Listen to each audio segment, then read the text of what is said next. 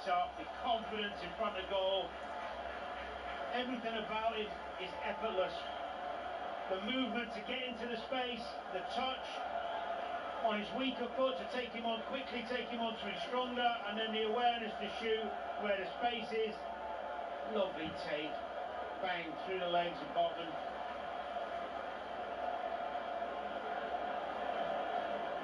Chelsea lead by 2-1.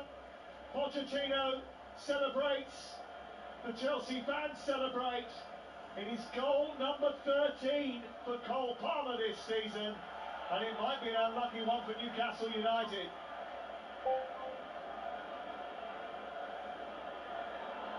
Here is Chalobah trying to get the ball away after they immediately from the kickoff tried to shoot it forward. It breaks on the edge of the box by... No confidence from Longstaff. It's there to be hit. Edge of the box. Now Chelsea are away again. A flick on by Jackson. Sterling lost it initially. Recovered. Goes through on the goalkeeper. He's been engaged, but he's still got hold of it. He's shot it goalwards. It's blocked on the line. And Dan Burn has got back to stop it. Sterling took too many touches in the end, and the chance evaporated. It should have been 3-1 Danny Murphy. Well, it started from Newcastle having a great break. It falls to the edge of the box for Longstaff. He doesn't. Chelsea then break. They're in. Sterling 1-on-1. He does the hard work. Goes down the keeper. Just got to slot it past the men on the line. And Dan Burn, terrific save on the line. Chelsea game over. Would have been if Chelsea had scored it. They didn't. Newcastle on the attack once again. Chelsea usually love a visit from a Magpie. They've got more Premier League home wins against Newcastle than any other visiting team, and they lead here by 2-1, and this will damage Newcastle's European hopes. But here's Isak into the area, and he's shot the ball well over the top of the crossbar from range, and it's out for a goal kick away to our left-hand side. What a chance for Chelsea to get a third. Raheem Sterling, the ball played up to him on halfway. He juggled with it with his head. He kept it alive when it looked like it had gone. He rediscovered his control, got into the area. Dubravka came out at his feet. He then took it past him, managed to get the shot away, but it took so much time, Danny, that they were allowed to get two players back on the line, gravitating towards the goal. There was still space either side of them once he'd taken it around the keeper to put it, slot it past. He'd done the hard work. The calmness to get around the keeper and settle himself. But I still don't understand why Longstaff didn't take a shot at that, because that's what caused the problem. 60 minutes on the clock. Chelsea 2, Newcastle United 1. And Chelsea in a commanding position, but they could have been further ahead if Sterling had popped that chance in. But going back to the goal that Cole Palmer scored, it's another terrific moment from him. 7 goals, 6 assists in his last 12 Premier League games. Even when Chelsea aren't at their best, he seemingly is. He is the best player. Without doubt their best player, I think. Yeah. They've got an absolute gem. And he had the confidence to shrug off the cloak of Manchester City, come here and be the best player, and he has been. He sent the ball down the right, asked a little bit much of Gusto there, and Malo Gusto then commits a foul, which is a little bit unnecessary, really. Do you know that even that pass there where we just saw, he's played the ball, he's recognised it's Gusto against Dan Burn, and he's thought, you know what, let's test it. And he's made Dan Burn sprint back and lunge to get there. Yes, Gusto gave a foul away, but it was the right decision. And that's what I'm talking about, decision-making from top players. Well, Newcastle in a slightly different zone to they were at this stage last season. You can trust them to score goals, though. They've got 58 Premier League goals this season now. They're most in a top-flight season since 1964-65, so maybe their goal scoring isn't over yet. But they might need a little bit more contribution from their wide men, because we haven't seen much of Tino Livramento in this second half of the game. Here he is over on the far side, out-jumped by Cucurella, returning for the first time since December. Shanked into the air by Scher, out for a throw-in over on the far side. Woodrick warming up away to our left. You can see Noni Madueke out there as well. Carney Chukwuemeka is there for 2 for Chelsea. Maybe they're preparing some substitutions as we go into the final half an hour of the game here. I think Newcastle will be making a couple as well. Longstaff struggled a little bit this evening, see the normal impact he has on games. Lewis Miley's on the bench for them tonight. Yeah. Chelsea 2, Newcastle 1 on talkSPORT with Now. Don't forget, with Now's, now you can watch Chelsea versus Newcastle live right now with a Now membership. Just search Now Sports.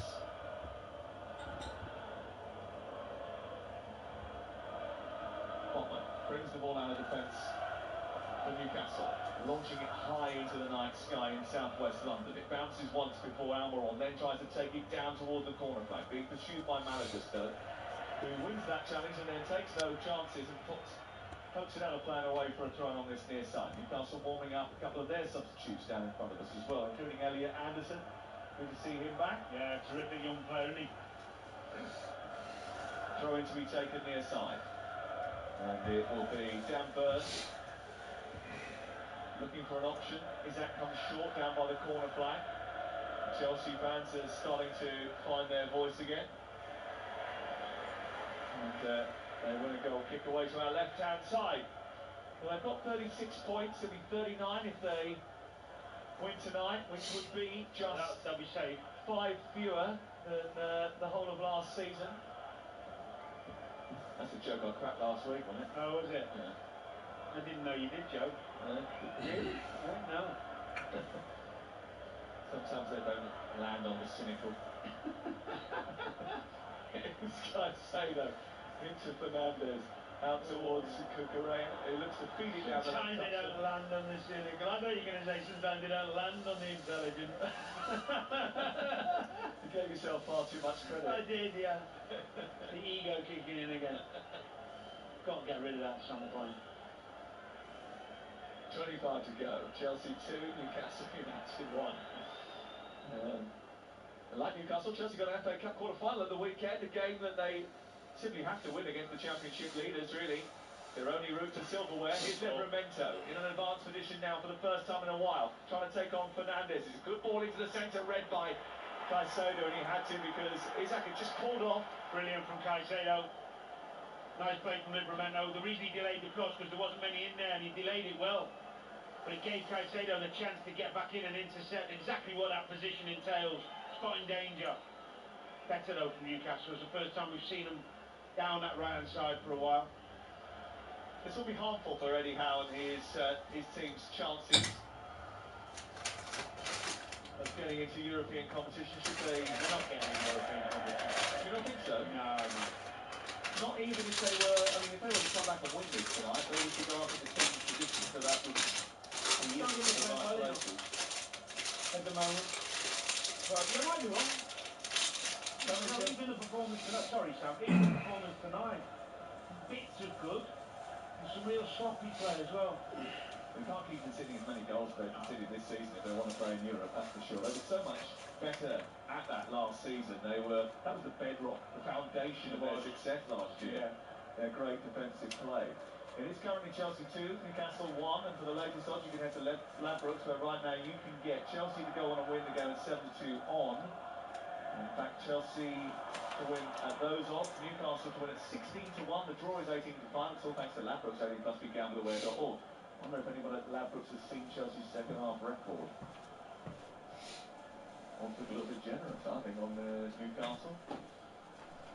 Especially if they were to score from this set piece, and they've had chances from this sort of range because Jacob Murphy, 12 yards outside the area, right-hand side, he's just about to place the ball down after a foul by Chelsea, has given them a free kick.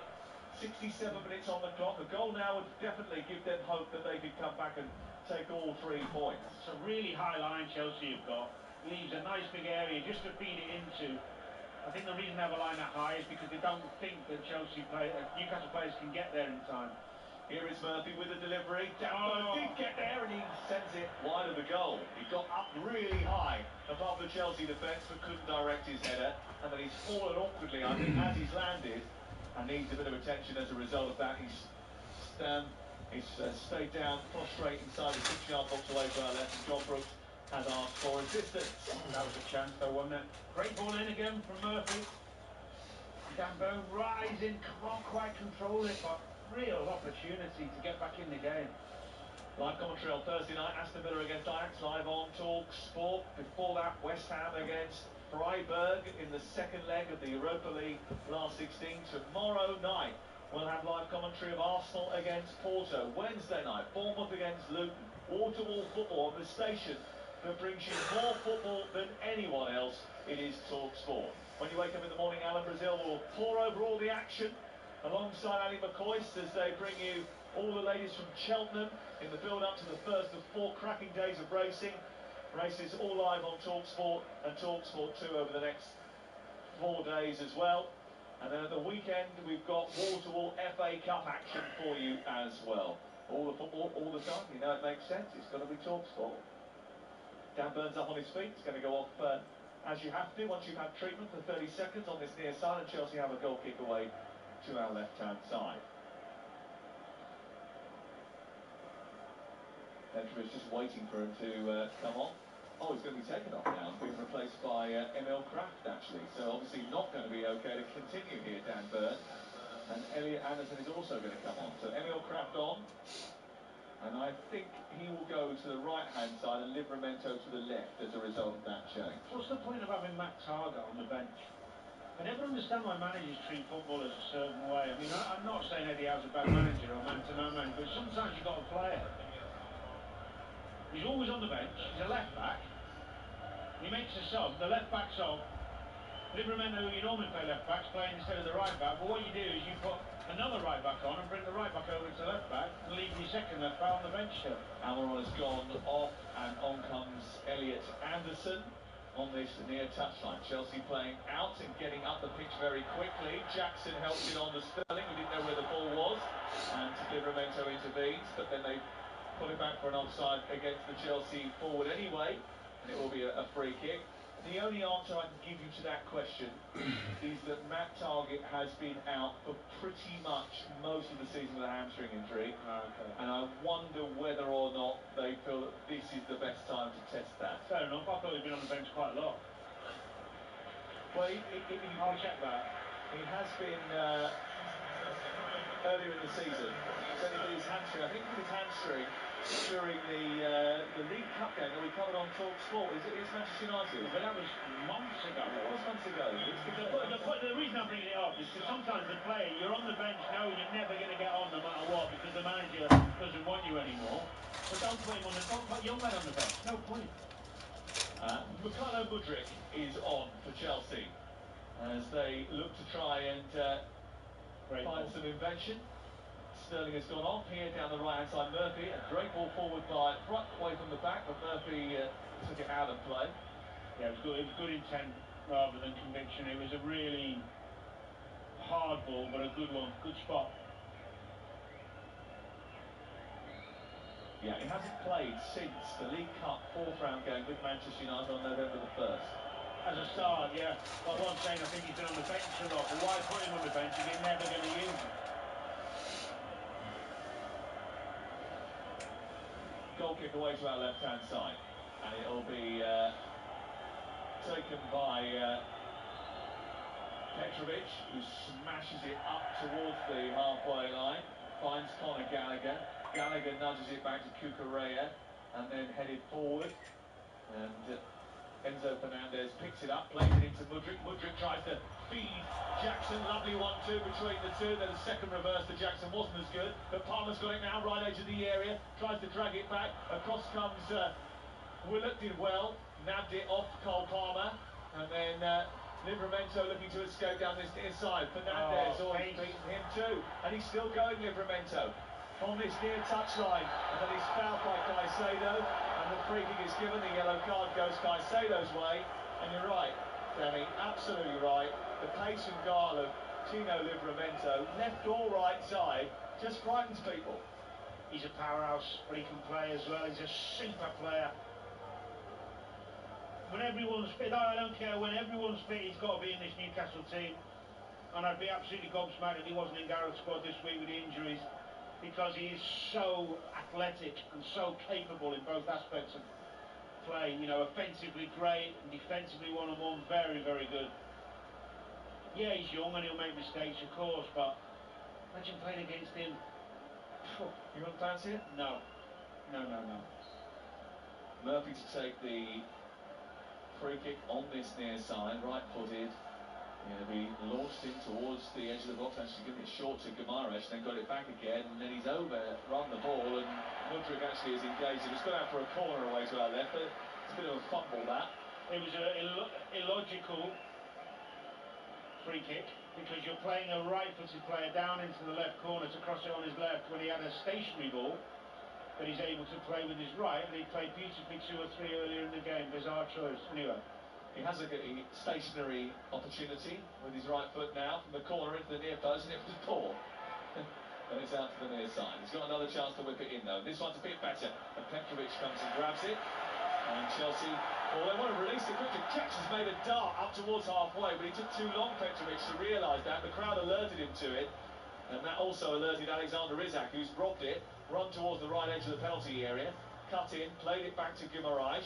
Guimaraes down the right side looking for Isak, and Cucurella stretched to stop it from reaching him.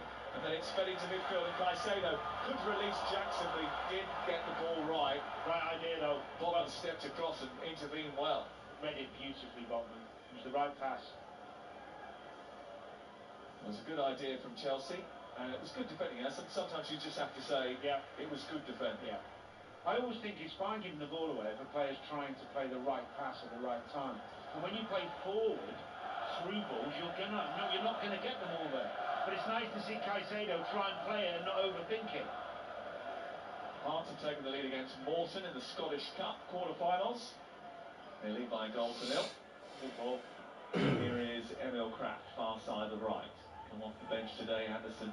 Then with a cross towards the far post, it's dropped inside the box, and it's with Isak trying to get beyond Disasi, does very, very well. And then that's a poor clearance by Fernandez, who swipes it into the air.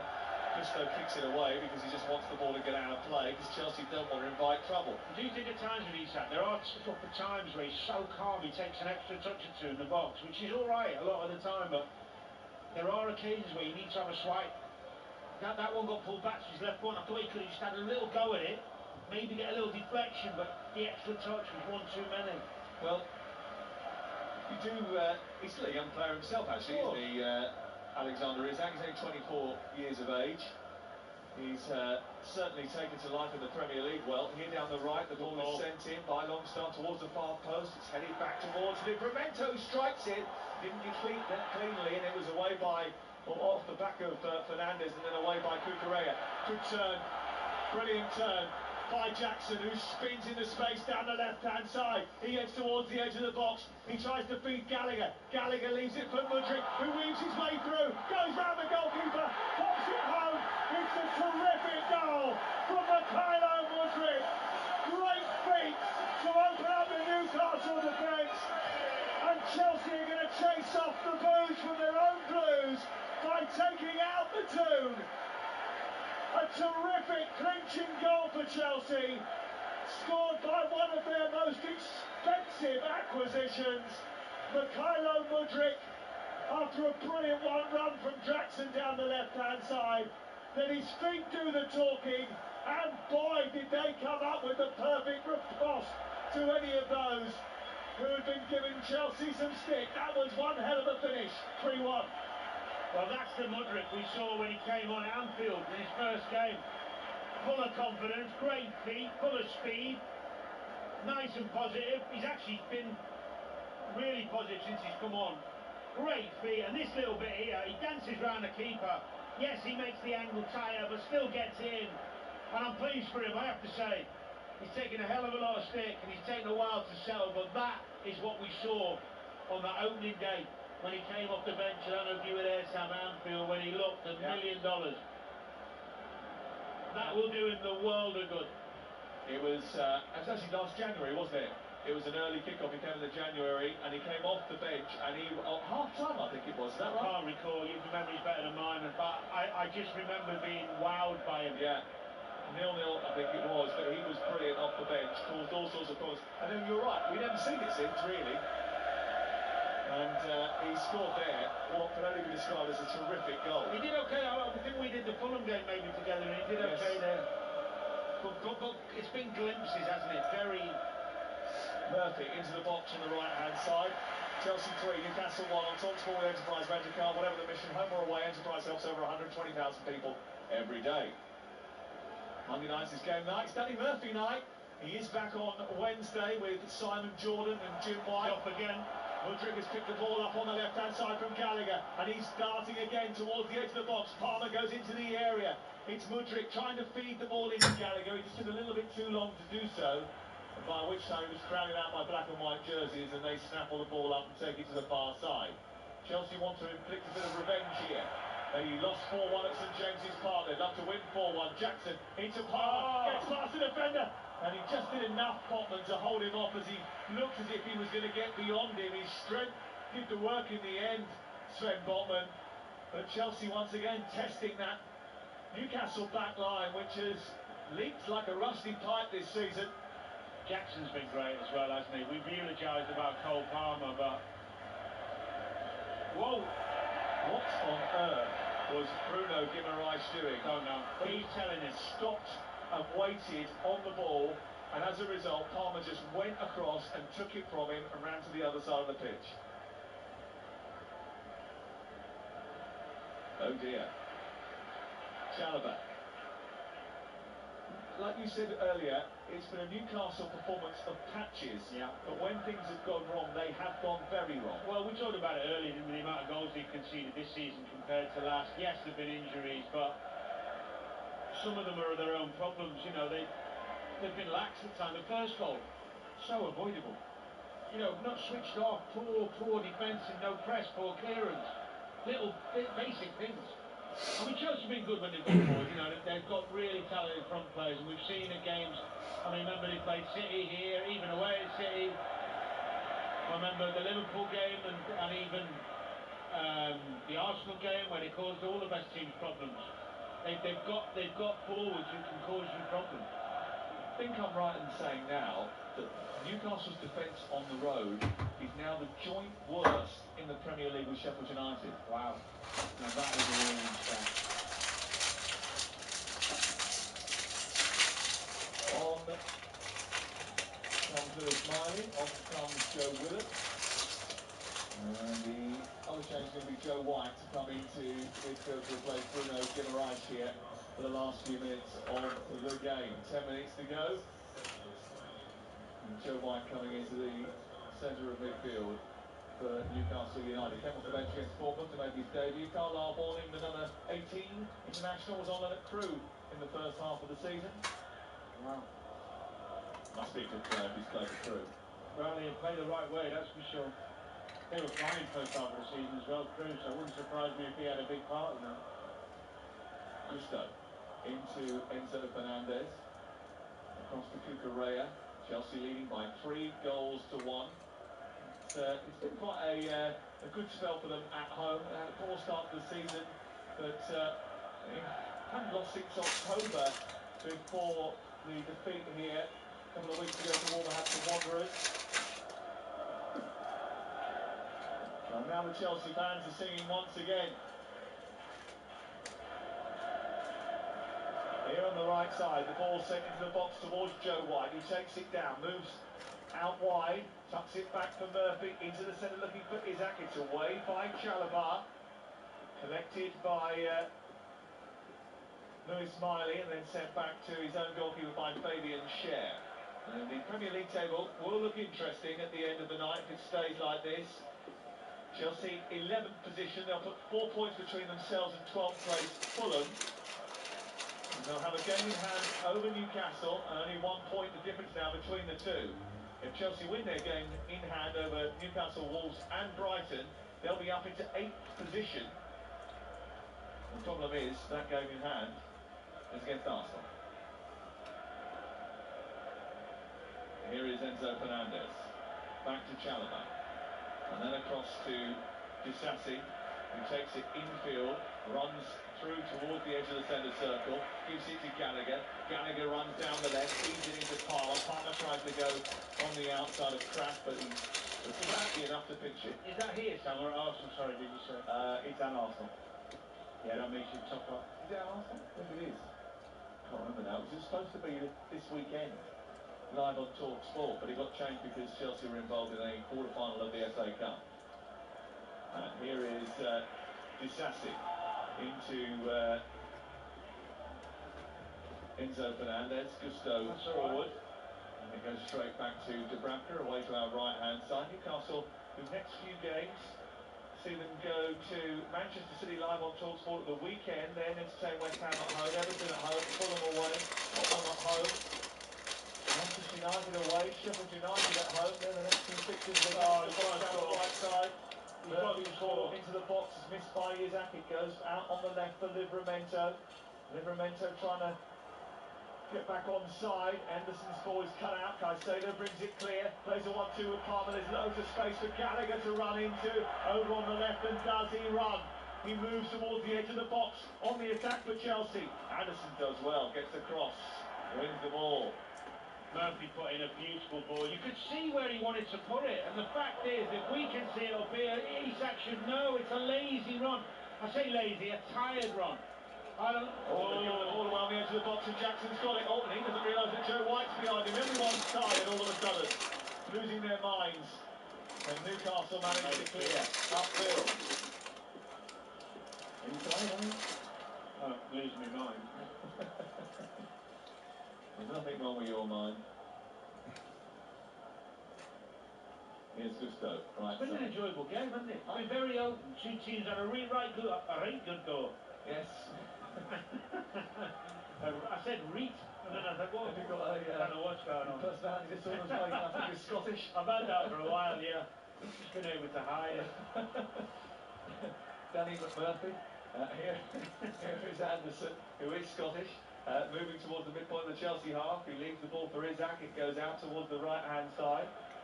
It's turned out to Murphy. Murphy moves to the edge of the box. His cross is cut out by Gallagher, who gets out there well.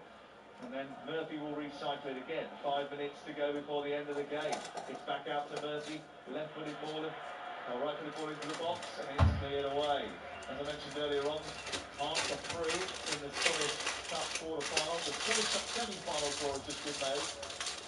And Celtic and Rangers have been kept apart. Aberdeen against Celtic, Rangers against Hearts. They'll be played both at Hampden Park the same weekend of the FA Cup semi-finals in England, the 20th and 21st of the month. There'll be a change for Chelsea, and a man who spent the first half of the season on loan at Leicester is coming on, and Cole Palmer is coming off. It's a little bit unnecessary for John Brooks to make him go off in front of the Newcastle fans, but he did that. He's going to walk towards the near touchline, and Cesare Casadei comes on. Why would you do that? See that? The referees never had to deal with away fans. Ball into the near post from the corner, headed by Botman into the air. It drops inside the box. Longstaff couldn't get there. It's away by Jackson, and then further clear by Cucurella. Picked up by Anderson, and they keep them pressed inside their own penalty area here. It's whipped into the box. Chalabar sticks out a leg, and it pops up into the arms of Petrovic. It was unnecessary, wasn't it? He should have just allowed him to come on his near side. I don't think he thought it through, did he? I was going to say the rest probably know he's probably never been abused by away fans, and then I thought, I bet he has actually. So he should know better. Not just away fans. Well, exactly. All refs get it from all sides. They do, don't they? They do a great job. Here is Disassi. Gusto on the near touchline. Under a little bit of pressure. Chelsea about to win here once again. And about to go 4 games in the Premier League unbeaten for the first time in 13 months. But as you said, apart from the Wolves game here, they've been good. Here's Mudryk running forward down the left-hand side. He then comes over to the right, and he gets towards the edge of the box. He's being chased by Murphy, but he's produced a cross. A little bit too close to the goalkeeper. And he's spending so much energy, giving it such speed, that he went careering into the advertising board behind the goal away to our right, and Murphy had to go and check to see if it was all right. Gusto with a really good challenge on Anderson to take the ball away. He had his ankles taken from underneath him. It's going to be a free kick just short of the halfway line. 3-1 Chelsea. Been good, Gusto. Mudryk looks really fresh. Like the penny's dropped a little bit. Someone's been working with him. How to use your pace and speed and influence, and where all your attributes, I should say, to get this crowd on your side. Because if they see him doing that, he doesn't have to score every week. If he's committing people and sprinting like he does with the ball and flying past people, they'll take to him. How can you not? Well, he scored here today as Chelsea went 3-1 in the lead. That was probably the clinching goal of the match. The match sealed by that. Casadei sends the ball down the right-hand side into Gusto. Gusto back to Casadei once again. Scored 3 goals for Leicester in his period at the King Power, including a goal against Millwall that took them into the 4th round of the FA Cup and started Leicester's charge. It means he won't actually be able to play in the quarter-final of the FA Cup against Leicester at the weekend. I don't think he'd have probably been starting anyway. I don't think Pochettino will be messing around with that team too much, Sam, do you? I think you're right. Disasi. Mudryk back to Cassidy on this near side, and he sees it all the way back to Petrovic, who lifts it high into the air, looking for Caicedo, who somehow gets the better of Longstaff, and then Jackson just didn't need to do that. He tried to sort of flick it scorpion style. I know, but why in the fans? You're 3-1 up. You've seen a good performance. Jackson's been terrific, scored, worked tirelessly, and they want to moan and groan when he gives the ball away, for God's sake. Here's Gusto into the right fullback. Honest to God. They're allowed their opinion, they pay their money. You get yours. Oh, come on. Give him some support, you know what I mean? He's done well, he's worked hard, he's done really well. The last couple of games. We're moaning and whining about that touch. Do you know what? He's been very good since coming back from the FA Cup of Nations. Ball down the right-hand side. He's got Pochettino's support, no doubt about that. Pochettino's picked him up, talked about him all season as a prime striker. And they trusted him and utilised him when many others were taking the mick that he wasn't scoring goals, but he has got 13 for the season now. That's good for your first full season, isn't it? Come on. Anyone, 13 goals, and there'll be more. He'll get a few more before the end. Oh, there's no doubt. Yeah. If he gets chances, he'll take them. He's got speed, he's got a little bit of guile. Sometimes he over-elaborates, and Cucurella's done that. And he's the ball to Murphy, who smashed it in from the edge of the box with an absolute cannon. A rocket from the boot of Jacob Murphy has almost ripped the net off from 20 yards out. Cucurella overcommitted, and Murphy picked the ball up and smashed it with violence beyond Petrovic. It's 3-2 as we go into stoppage time. Well, he's deserved that, actually, because he's been brilliant since he's come on. He's made a real difference, and he's worked tirelessly down that right side. What a strike! 6 minutes to go. Couldn't be one more chance, could there? Well, Chelsea are not going to throw away more points, are they, in the second half of the game? Oh, I don't know, but it'd be great, wouldn't it? I don't mean because I don't like Chelsea, just for us watching. Sounds a little bit anti-Chelsea. No, I'm not like Chelsea, I like Poch. I love Palmer. I mean, how much more compliments do you want to give him? I'm just mean in terms of the game. Imagine a 96-minute equaliser. Geordies would be going mad. Well, it was just a little bit over-aggressive, I think, from Cucurella. The ball was played into towards Murphy. It got rolled so easy, and boy did he smack that. Here is Mudryk at the other end as Chelsea come forward. We knew there were going to be goals tonight. Gotta go with an effort from 25 yards this time, dead centre, trying to pick out the top corner. to Bradfield, went sprinting to his right and saved. Got to play that. Well, we said to you tonight, these two teams produce goals. It was a guaranteed goal fest if it's delivered. Chalobah goes crunching into a challenge on Murphy on the far side. Slides the ball out of play. 92 minutes on the clock. Chelsea, who don't do anything easily, even when they were winning against Palace here a couple of months ago, they decided to retreat into their own box right at the very end and almost give Palace a chance to nick it. But they've won it on the halfway line, and Chukwuemeka has come off the bench, goes steaming forward. He's got Mudryk in support. He outfoxed himself there. Yeah, held on to it for too long. The key when you're breaking, when you're winning late in games, is to keep the ball.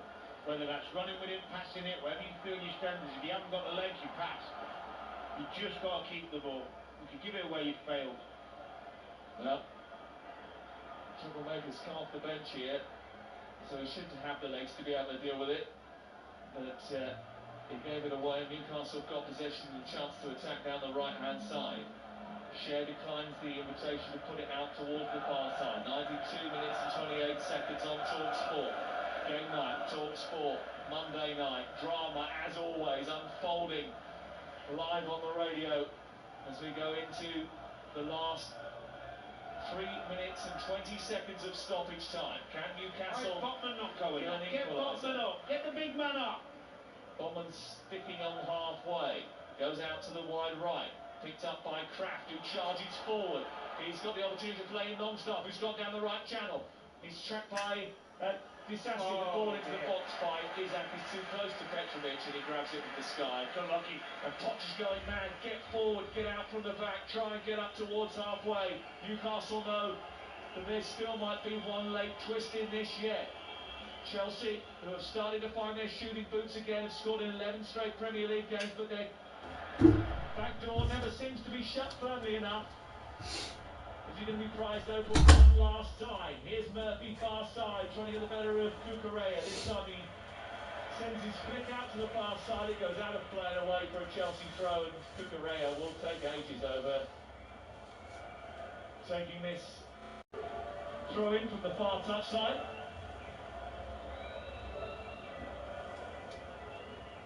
Goes out of play and away for a Chelsea ball. We're into the final stages here.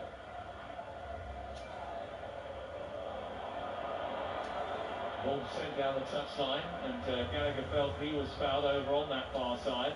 Says it's a throw in, and it's taken quickly by Kraft, sent back to Cher, Botman, then back out to the left. Why? Livramento. Why is he playing it out here, by the way?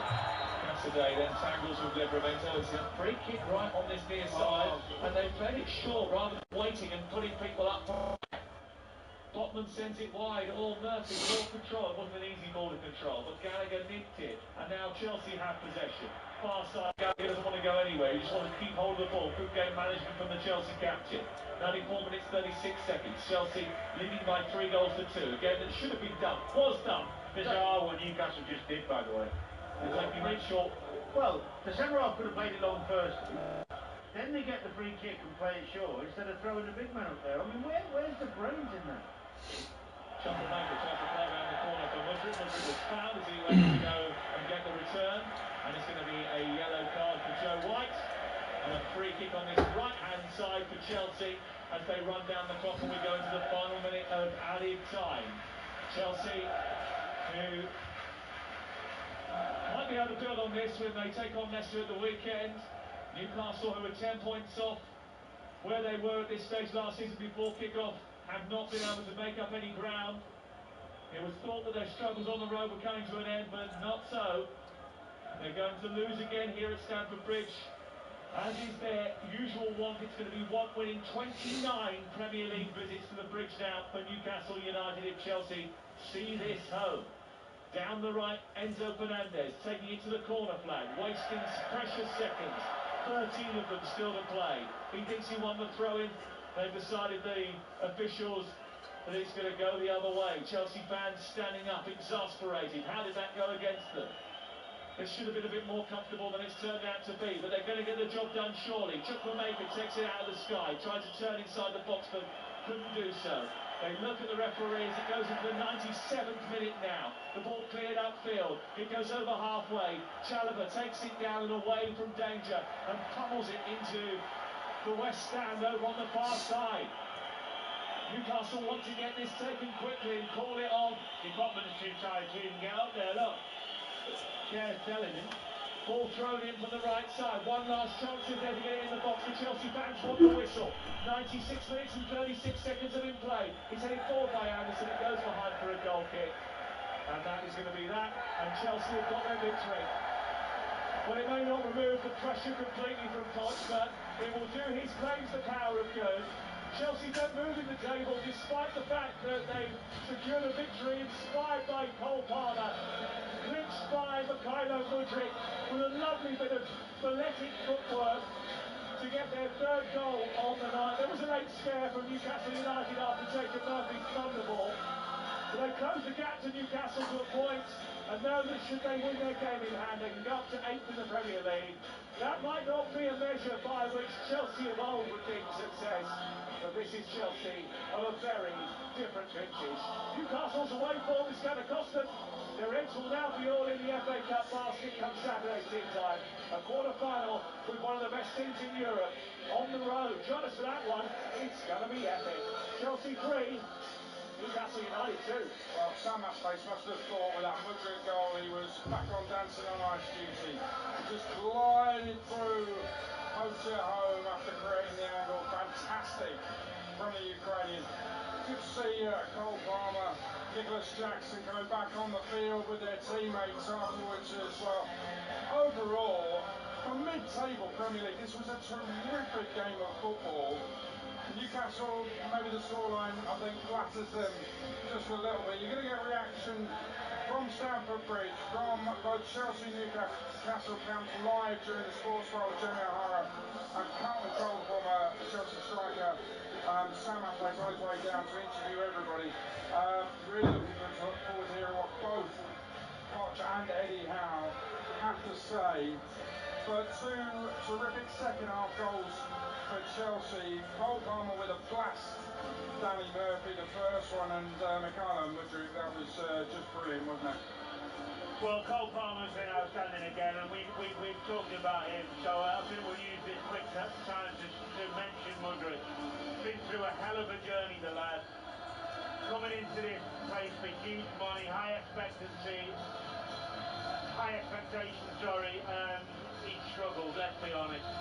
Well, that little cameo there shows you what he's about. I mean, I think some fans thought somebody had tricked them, but he has got ability. We saw it the first time he got on the pitch for Chelsea at Anfield, and that there was, we saw all his attributes. The quick feet, the amazing pace, and even a little bit of composure for the goal. We haven't seen that. That could be a brilliant springboard for him. I know it's too little too late this season, but we're talking the next 3 or 4 years with him, aren't we? Yeah, as we said before the game, Chelsea have got some very, very young players. A lot of them will get a lot better. It's just a case of when and whether Poch has got enough time. It's rare on game night, but Danny Murphy was not even the best Murphy in the building tonight. What a brilliant finish that was. Oh, to no avail in the end. And you were unhappy with Chelsea fans moaning when they were 3-1 up. You do know Andy Jacobs, don't you? Yeah. Well, I'm not moaning at Jackson, especially, or moaning full stop, but you're 3-1 up, near the end of the game. Jackson has ran his knackers off, he scored, he's a young guy, and he just makes one bad error, tired error near the end, in terms of his control and touch, and the groans and the whines, come on, you miserable lot. Get behind them, for God's sake. It was Andy Jacobs, I believe. Listen, time now for us to pick our man of the match. Enterprise Rent-A-Car. Man of the match on talkSPORT with Enterprise Rent-A-Car. Whatever the mission, home or away, Enterprise helps over 120,000 people every day. It's another home midweek game in March, where Chelsea have won yet again as the players leave the field. The fans are going to go at home happy, but who's your man of the match, Danny Murphy? Well, I was really impressed with Jackson, but I'm going to give him Cole Palmer because he set up, he's involved in the first, he scores the crucial one when it's 1-1 under pressure, and his all-round game is an absolute joy to watch. Get him on the plane, Gareth. Yeah, I think that's going to happen, by the way. Cole Palmer, our man of the match from today's game with Enterprise Rent-A-Car. Man of the match on talkSPORT with Enterprise Rent-A-Car. Enterprise has vans of all shapes and sizes, so if you've got a plan, we've got a van. Well, Danny Murphy, thank you very much for this evening. Really enjoyed your company. Sports Bar is coming up, 03717223344 if you want to get your calls in, or your WhatsApp voice notes to Jamie O'Hara and Carlton Cole. Chelsea's best player has been Cole Palmer, no one calmer. Cole stayed cool to put them in front, and Mikhailo Mudryk came on, suddenly looked like the player Chelsea thought they were signing. 3-2 though, flattered Newcastle, who on the whole were pretty awful, and Eddie Howe will surely soon start feeling the Saudi heat. Another cracking game night on talkSPORT. 5 goals, some of the belters, the highlights, some Mudryk magic live on talkSPORT. Brilliant turn by Jackson, who spins into space down the left-hand side. He heads towards the edge of the box. He tries to beat Gallagher. Gallagher leaves it for Mudryk, who weaves his way through. Goes round the goalkeeper. Pops it home. Gives the terrific goal from Mikhailo Mudryk. Great feat to open up the Newcastle defence. And Chelsea are going to chase off the Blues from their own blues by taking altitude.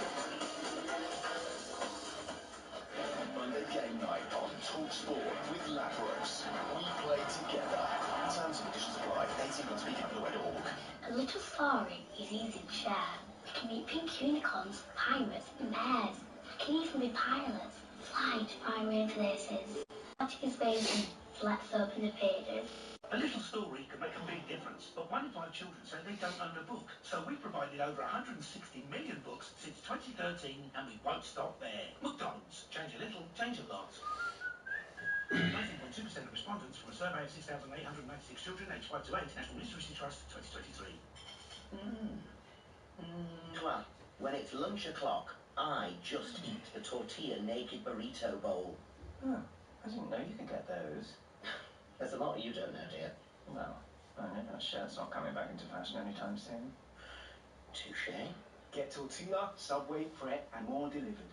For lunch and everything else. Did somebody say just please? Charges apply. Check available restaurants in your area and opening times on justEat.co.uk for details. Don't break your stride. Hurry to Screwfix for unmissable deals on trade essentials. Big paint job on? Buy the Fortress Big Box Set for $27.99 and get a half-price extension pole for just $7.47. Patios and driveways in need of a clean? Get the Titan Pressure Washer for just $59.99. Shop now on the app, at screwfix.com or in store. Delivery fees may apply. Prices valid until at least April 1st, subject to availability. See screwfix.com for full T's and C's. In sport, what's just as important as the goals, the glory, the roar of the crowd? Yes, it's the half-time break. Time for a breather, a reset, to keep everything on track. In sports betting, Betfair's safer gambling tools help you do that too. Like timeouts, so you take that all-important half-time break. Or deposit limits, to help you keep count. Manage your play at safergambling.betfair.com. Simple ways to stay on top of your game with Betfair. 18 plus BGamblerWare.org. We all fantasize about our perfect home. Sipping a morning coffee out on the terrace. Good morning, Mr. Squirrel. Morning. The kids building a treehouse in the garden. I'm living my perfect childhood. But come on, this isn't real. Listen, if you're serious about making your fantasy a reality, find out what your home is worth instantly with a free online valuation estimate. Get real about moving. Get on the market. Most common time to obtain an online quote between 1st of June 2022 and 30th of September 2022 is under 3 minutes. Excludes Northern Ireland. Who are you going for in the racing today? The favourite. And tomorrow? The favourite. And the next day? The favourite. The Sun's horse racing pull-out, The Favourite, is now in the paper 7 days a week. Yes, that's right. Every single day. Bringing you even more top tips, more form guides, more race cards, and all the colours and silks. Get your favourite pull-out every day in the Sun, the home of racing. Monday game night on talkSPORT with Enterprise Rent-A-Car. Rent from the best lineup in the UK. Enterprise has 450 branches with all the vehicles your business needs. DAB, online, on your mobile, on the app, and on your smart speaker. Tally-ho for Cheltenham. talkSPORT. talkSPORT. Sports Bar coming up with me, Jeremy Harron, Colton Cole. Get your calls in on tonight's football, and we're going to discuss all the weekend's action. 03 717 22 33 44. But first, let's get news and sport headlines with Steve Forbes. Thanks, Jamie. Good evening. Chelsea have moved themselves within a point of Newcastle after beating the Magpies 3-2 in a belter at the Bridge. Gallagher leaves it for Mudryk, who weaves his way through, goes round the goalkeeper, pops it home. It's a terrific goal from Mikhailo Mudryk. Mudryk and Cole Palmer grabbed second-half goals after Alexander Isak had levelled things up from Nicholas Jackson's opener in the first 45. Jacob Murphy made it a nervy finish for Mauricio Pochettino's side in the final minute, while Anthony Gordon could now be out of England contention for the upcoming international break after going off injured. Speaking of injury, City keeper Ederson could be out for up to 4 weeks, dealing a potential blow to their title hopes. This after he went off following a collision with Darwin Núñez at Anfield yesterday. The talkSPORT's Danny Murphy says the other contenders would be in a worse position if they lost one of their star players. Declan Rice, for example, if he gets an injury and misses 4 or 5 games, Arsenal are done.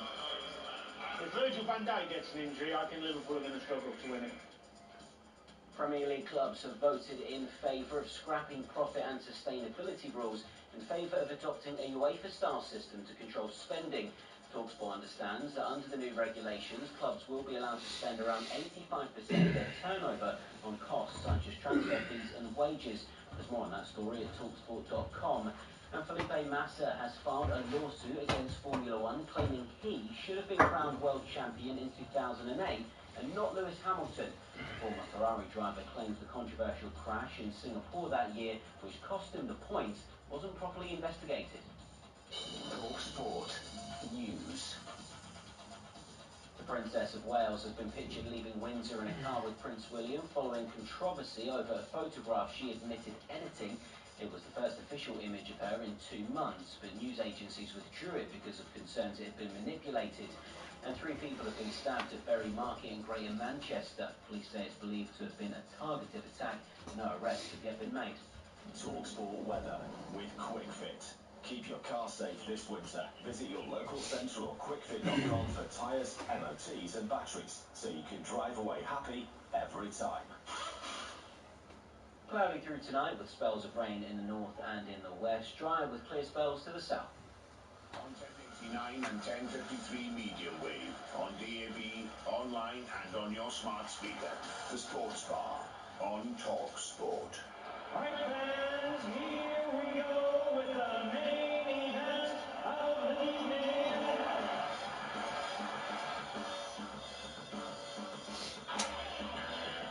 Good evening and welcome to the Sports Bar on talkSPORT with me, Jamie Home, former Chelsea striker, proper Chelsea player. With me tonight, Colton Cole. I'm sure we'll get Cundy on the phone as well at some point. He'll be phoning us up. But Chelsea just about managed to win at home to Newcastle. Could be bottom half of the table soon. Is this really what the owners signed up for, Newcastle fans?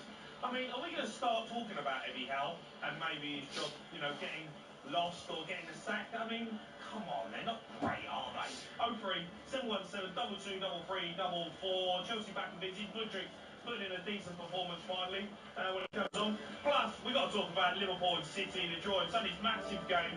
I've heard Liverpool fans over the weekend, everyone talking about it, even Klopp coming out talking about it, saying that it's a penalty.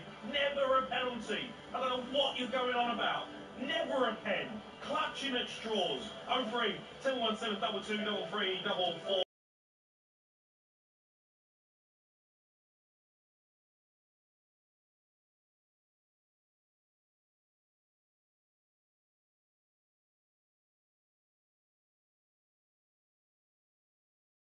We're talking about West Ham as well. Awful performance. Terrible. They were woeful. Calvin Phillips, he's got to be a talking point tonight. What has happened to him? 03 717 22 33 44.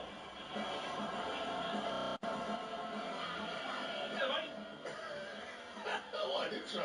You just gone for about 4 clubs there ago. You know. What's wrong with you? You got to get straight into it, mate. No messing about. There's no need for that. Just chose violence for no reason, bro. Like, Well, it's facts. It's just a bit too much, mate. It's just a bit too much. You've gone straight for the jugular there. There's no need for it. I thought, listen, I've got a Chelsea, ex-Chelsea striker on board. I've got a West Ham man as well. I know you work for the club, but I tell you what, mate, they're awful, your boy. And fair play to you, right? They're 7th in the table. They're doing all right. David Moyes, he does deserve some credit. But you can understand why fans get the at West Ham with David Moyes when you put in a first-half performance like they did at the weekend. They were rubbish. Listen, mate. Look. He's got nothing. He's got nothing because he knows I'm right and he can't say anything. Doesn't know I'll upset the boys. You want to talk about something else? You want to avoid West Ham? I'll let the West Ham fans have Let's talk about Chelsea. How you been, mate? All right? Oh, mate. Yeah, I've been okay. You're grafting, aren't you? Yeah, always grafting, mate. Now, listen, let's touch on West Ham. Listen, at the end of the day, yeah, it wasn't a great performance. Burnley should be getting 3 points against them. They've lost all their games prior to coming to us, and then and we couldn't put them to bed, which is quite disappointing. One good thing about us come out of the weekend, Danny Ings, mate. Danny Ings. Yeah. He needed that. Yeah. He needed a performance like that. And he's a good finisher, and he is. He's had a bad time with injuries and stuff, but he can finish. He can finish, and it was a great finish. That second goal, it was brilliant. And when I look at Danny Ings and I see what he wants to do and give to the club, that's how it worked out for him thus far. But at the same time, this will give him the confidence to say that, do you know what, I can still do it at the top level. And people will be looking at that and saying, yeah, do you know what, Danny Ings has got something to offer. Well, talking about playing at the top level, Calvin Phillips, I mean, Coley, he got dragged again at half-time, having an absolute nightmare at West Ham, and basically David Moyes got asked a question. He was like, well, look at the scoreline at half-time, of course he was going to make changes, and he's falling off a long way here, isn't he? And he's in big trouble with, you know, Euros coming around. We've got international coming up. He can't even be involved with England right now, can he? Look, you gotta give it to the lad, man. He's come to a club where he had to start running straight away because the club needed a little bit of a lift. We thought he was going to give that lift that David Moyes wanted in that midfield and be but he needs time. I don't think he's even had a proper pre-season, you know. And everybody's looking at him to be in that person that's going to carry the team forward and go to the next level. He's trying to just fit in at the moment, trying to find his feet. Yeah. And you know how it is being in the midfielder, it's box to box. He's not had that chance to do that at Man City. He's not fit enough. So he's trying to gain fitness in a team that needs his help right now. Yeah. And it's a lot of pressure on him. Yeah. It's a lot of pressure on him because everyone's expecting. If you come from Man City and you come to and we were looking at him as well. We were looking at him to sign him. Yeah. So it's one of those ones where he's got a lot of pressure on him and he knows he needs to make this work. So all of that culminating to one performance, it does lay a lot of pressure on his shoulders, you know. And I just really hope that someone can just ease the pressure off him so he can just go out and play. But right now we really do need him to step up. Yeah. And he knows that. He knows that. Yeah. So someone just got to get in his head and say, listen, just play simple. Yeah. Play calm, simple. 1-2 touch. Yeah. Run about, make some tackles. Make sure your defence don't let runners run off you. That's all you need to just don't think about the outside noise. Think about your performance. No, well said actually. To be fair, West Ham fans, obviously you can have your call. We're going to talk about weekend's action. Obviously, Liverpool fans want to hear from you. The Man City fans as well. It was a massive game, good game, but I think probably Liverpool maybe deserved the win in the end. And Man City fans might have kicked themselves. Looking at the team sheets and thinking that they should have won the game, but it was a good game, and the penalty decision at the end, never a penalty in my mind. I think people will start coming out saying that's a penalty. They got it all wrong. We'll speak to Durham later on in the show, but let's talk about tonight's game. Chelsea Newcastle, obviously decent game. Two teams who have been pretty bang average this season, really, but decent game of football. Chelsea were good, you know. They put in a decent performance. I'm still not convinced they're anything special. But, you know, Newcastle, we're going to start talking about Eddie Howe and his performances as the manager and getting the best out of his group of players and where they want to be. They've gone from Champions League to, you know, being, you know, if Chelsea win their game in hand, in the bottom half of the table. I know. And look, when I'm looking at Newcastle, I was expecting more. Actually, didn't look at it. I just expected them to be like 7th going on 6th, 5th. Yeah. You know? And then I looked at the table today, I was like, ooh. They're miles off it. Yeah, it's not that great for him. Look, they are missing Kieran Trippier. Like, when you see Kieran, when he was in that team, obviously he gives them another dynamic. And but are we going to blame it just on him? No. You know? No. I'm quite worried about their future, as in, see like players like Bruno Gomes. Yeah. He's going to be thinking, well, we need players that are going to make a difference at the level. Yeah. That's going to make a difference. And we need to sign these players if I'm going to stay. Do you leave the richest club in the world? I'm not sure if that's an option. They can't spend any money. It doesn't look like they can. I mean, obviously in January everyone looked like they were struggling to, you know, figure out what they could spend, and Newcastle obviously didn't. Yeah. But they are the richest club. They are. You're only the richest club if you can spend the money, and it looks like they're struggling to do that. But I think you're right, mate. I think you look at it and you go, you know. They've got Isak, they've got Ramirez, who's a brilliant player. They're going to go eventually. Well, hold on a minute.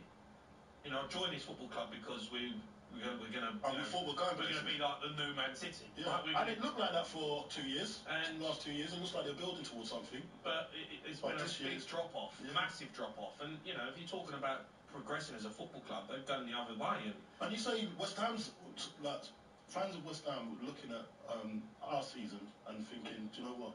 We're actually 7th. Look at Newcastle's season, thinking, do you know what? We're not doing that bad. No, that's why people. Do you know what I mean? A lot of people dig out David Moyes, and I said this at the weekend. The result, obviously, they managed to get a result in the end, but you have to give him credit. But Newcastle, look, they're massive fans of Eddie Howe, and I get it. I understand it. He's took them from, you know, in the gutter really, and helped them become a force. But they've had the money, they've had you know, investment in the football club, and now there's the point where you go, well, are we going to start talking about him maybe not being, you know, good enough to take them to the next level? It's been quite. I don't know if Newcastle fans are thinking that. That's what I want to know. It's been inconsistent, to say the least. Even their form has been inconsistent. Their last 5 games, what was it? They lost the last. They just lost the last one. They won the one before that. Then lost before that, and then drew. Then what? It's like there's no level ground. You don't know what you're gonna get. And the fans are definitely going to be wanting a little bit of more consistency of knowing where they're at. Because right now, it's just topsy-turvy. They don't know where they're coming or going. Yeah, all right, well, let's speak to some Newcastle fans. Let's go to Sean. He's phoned us up. Right, Sean? Hi, Sean. Hello? Right, Sean? How are you, mate? I'm good, yeah. No, I think it's time for Eddie to go. Oh, really? You want him out? Oh, definitely. Honestly, don't get us wrong, I think he's done brilliant. But I think he's run out of ideas, to be fair. I think it's just time for him to go. Yeah, look, watching the game tonight, I kind of agree with you, Sean. You hit the nail on the head with run out of ideas. I was watching Newcastle tonight and I'm thinking, you look like you've run out of ideas. That's exactly what it does look like. And I don't know if he's the guy to take you to that next level. You've got a good side there with some good players, but I just think you're off it. Do you know what? When I seen the first level like tonight, I thought, you know what it is, we're going to batter Chelsea. That's what I thought. I thought our level is better than their level, even though they spent like £1 billion on the team. But I don't know what it is, but it's nothing. It's just not anymore. It don't seem like there's a spike in your team. Like there's, like it looks more reactional. All your performances, that's like a reaction. Something has to happen before you get your game up, if you understand what I'm saying. So you don't lead the game. You don't lead the game and take it to the other team. Especially Chelsea. Chelsea right now, they're not in great form. They're not great. Like before this game, they've drawn their last 2 games. So I'm thinking, go on Newcastle, do something and show me something. And they didn't. It looked like 2 teams out there tonight, I thought. Yeah. I was talking about it as well. Even Chelsea, they couldn't even string 3 passes in a tight space. Like see how like Spurs, they could keep the ball for time. Like Chelsea don't look like they've got that going yet, that cohesion. No. And I was thinking they might have been there for the taking. I thought tonight. I thought tonight Newcastle needed to make a statement and go for a big win. And I thought you were poor, to be honest. I really did. I know Murphy scores a good goal at the end to kind of make you look respectable, but really and truthfully, over the game, I was like, Newcastle offering nothing, really. Nothing. Even last week against Wolves, I know it wasn't like 3-1 or whatever it was, but we haven't been right for a long time. It's a shame because, like I say, I like Eddie Howe. I think he's doing a brilliant job, but I think it's like time to get someone who knows how to win games. Alright, well, Sean, I appreciate your call. I want to hear from Newcastle fans. Got a few of them phoning up saying they're not happy with Eddie Howe, and it is getting to that point where you need to start having that conversation. Shall we go to Simon, who's a Chelsea fan? Si? How's it going? I'm right, Si. How are you? doing, mate? Not too bad. I thought the result was good today. I mean, first half, I actually thought Newcastle were better than us, and we were a bit slow. We were lucky to be 1-1. But second half, I think it improved a lot. I think there was a really good right back. And I think pushing them needs a bit of time. I think he should be just second season. I mean, it's been poor this season, like, quite depressing, but I think today we're playing well, where Madrid looks like he's getting a bit better. Only Sterling was poor, but apart from that, I think it's getting better.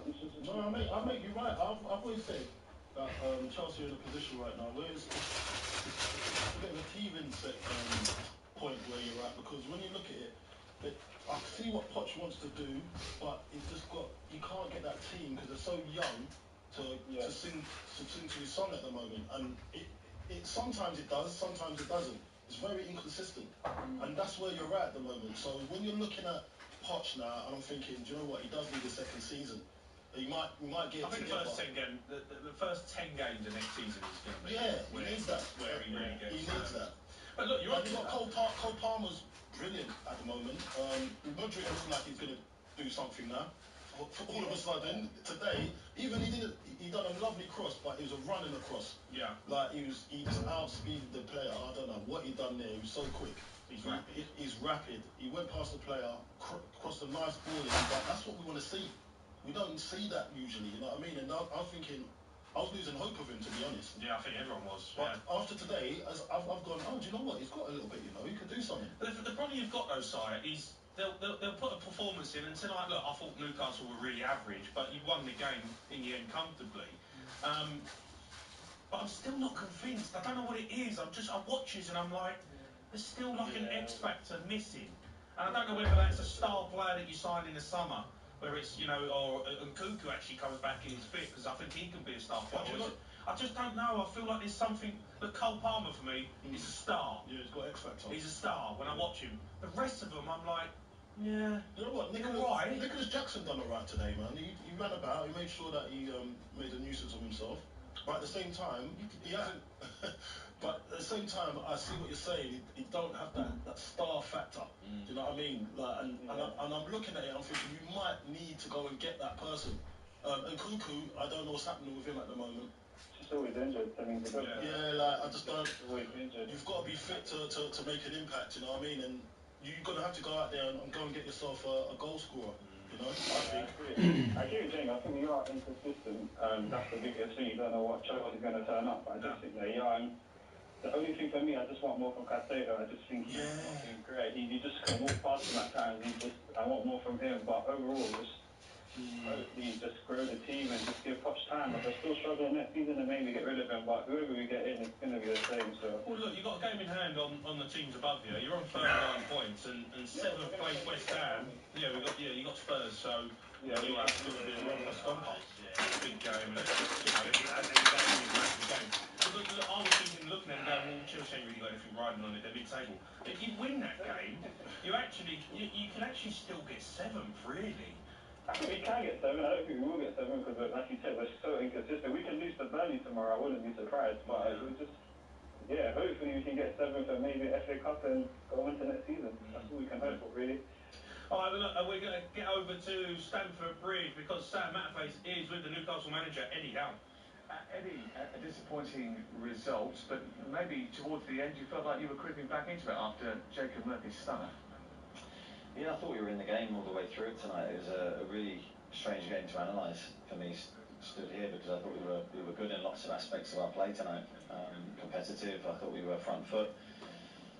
But then you analyse the goals we conceded, and they're nowhere near good enough from our perspective defensively. You can't concede goals like that, whether you're home or away against any opposition, and expect to win the game. And ultimately, I think that's what's cost us tonight.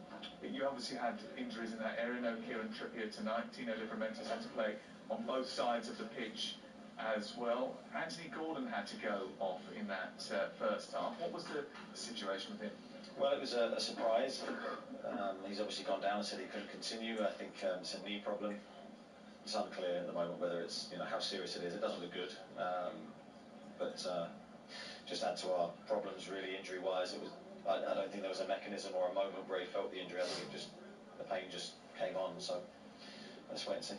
In terms of where this result leaves you in the chase to try and drag yourself up the table into those European positions, where do you think it does leave your side at this moment in time?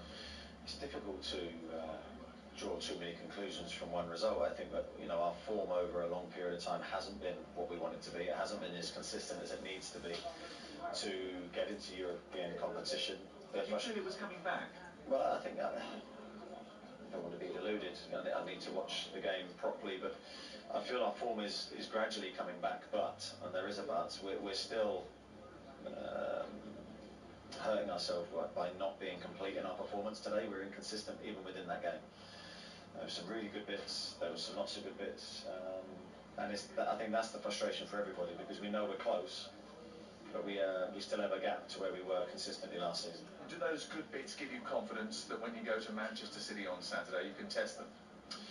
Yeah, I think we can be a match for anybody when we're right, and when we're in our best moment. Defensively today we weren't. I think that's clear, looking at the goals we conceded. But the ability of the players is there. There's no doubt about that. Thank you very much for joining us. Appreciate it. Yeah, that was Eddie Howe there speaking up against Sam Matface. That's honest. Yeah, you know what? You want to come on here and say, look, they're not good enough, or they need to dig him out, and you know what? It's hard because you like him, don't you? You think he's an honest manager, he knows what he's about, and really and truthfully, he's probably right. They've had injuries, inconsistent performances, and they need to be better. I mean, it's hard to knock him, isn't it? Because he's true to what you see as well, and he sees the game how a lot of people see the game. Yeah, no, he's an honest manager, and that's why I like Eddie Howe. I think he's a very talented manager. But today, I just feel, and not just today, I think there's been games when you just think he's run out of ideas. Yeah. And you wanted to do a little bit more.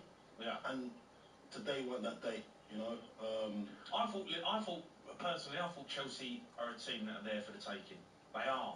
And I thought Newcastle tonight should have put on a real sort of a statement performance. But you forget they're at home as well, Chelsea. You know, I know, but they're still off the pitch most games. But they're still at home, and they're expected to win. And today was the right result for Chelsea, and I felt it was the right result for the game. Like, it was fair. Yeah. It was fair because Chelsea, first half Newcastle did impose themselves on them, but it wasn't enough. And then obviously when Gordon went off, one of their threats, goal threats, it just changed the game anyway for the second half, and Chelsea just done what they're supposed to do. Raheem Sterling should have scored. They had their chances, Chelsea, to score even more. You know, and you've got good star players, as we said, Cole Palmer, and then you've got and I do like that Gusto. Yeah, good. Really good player. Yeah, he is good. I like and even Cucurella turned up today and played well. Yeah. You know what I mean? So he just okay, but he did. But overall, I thought he done well. But so for Newcastle, they're definitely gonna be majorly disappointed. All right, let's go to Paul. He's a Newcastle fan, right, Paul? Evening, lads. How you doing? I'm good, Paul. I'm good. Look, you just heard your manager speaking there. He's always honest, and you know you can't knock him in that sense. But do you feel like you're missing something this season? Yeah, I think, you know, you talk about injuries and such, and he mentioned it there, and when Gordon went off, which I thought was madness. He was down on the pitch, and you played football yourself, Jamie, when I do a lot of athletics as well, and the physio goes down, and he's pushing back on he's clearly damaged his knee, and you see him get up and think, what on earth are you doing? The lad was clearly unable to continue, but then he's talking about injuries all throughout. You know, we've had injuries this season.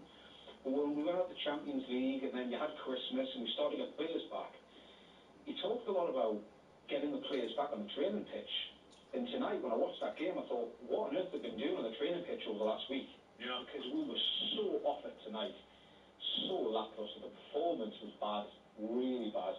And I'll be surprised if Eddie's there at the end of the season. I really will. Do you really? Do you think he's getting to that point now with Newcastle fans, with his owners? I don't think it's the fans as such. I mean, I'm like you said there just before, I've always been a massive fan of Eddie Howe. He came in when the club was in disarray, and he got us to the Champions League. But I think if you look at the owners, if we start slipping to the bottom half of the table, which we could do over the next couple of weeks, I think they'll look at it and think, nah, it's time for change. Because we're not seeing them on the pitch, and these owners that we've got haven't come in and spent the money on the club and the players that were bought to sit in mid-table. No, I was about to say that. That's not going to happen, because when you look at it, they have put their money where their mouth is. And when you're looking at Eddie Howe, yeah, he's come in, he's done a great job, I think. But then when you look into it deeply, failure is not an option for him. Like, you can't. He hasn't got time to bed in or settle in. There's no need for it, because he was there. And then now they've gone backwards. So yeah, that does make a sign for a change. Yeah, it might be a harsh one, but it might be getting to that point where eventually Newcastle fans will turn on Eddie Howe. It's hard to turn, and I get it. I don't even think the fans will turn. I just think the board has just not come in for that. They're not coming to give Eddie Howe time. Yeah, that's what it is. They need results. Yeah. Okay, you can have your say on this. Newcastle fans, Chelsea fans want to hear from you tonight. We've got Pochettino coming up as well. 03 717 22 3344.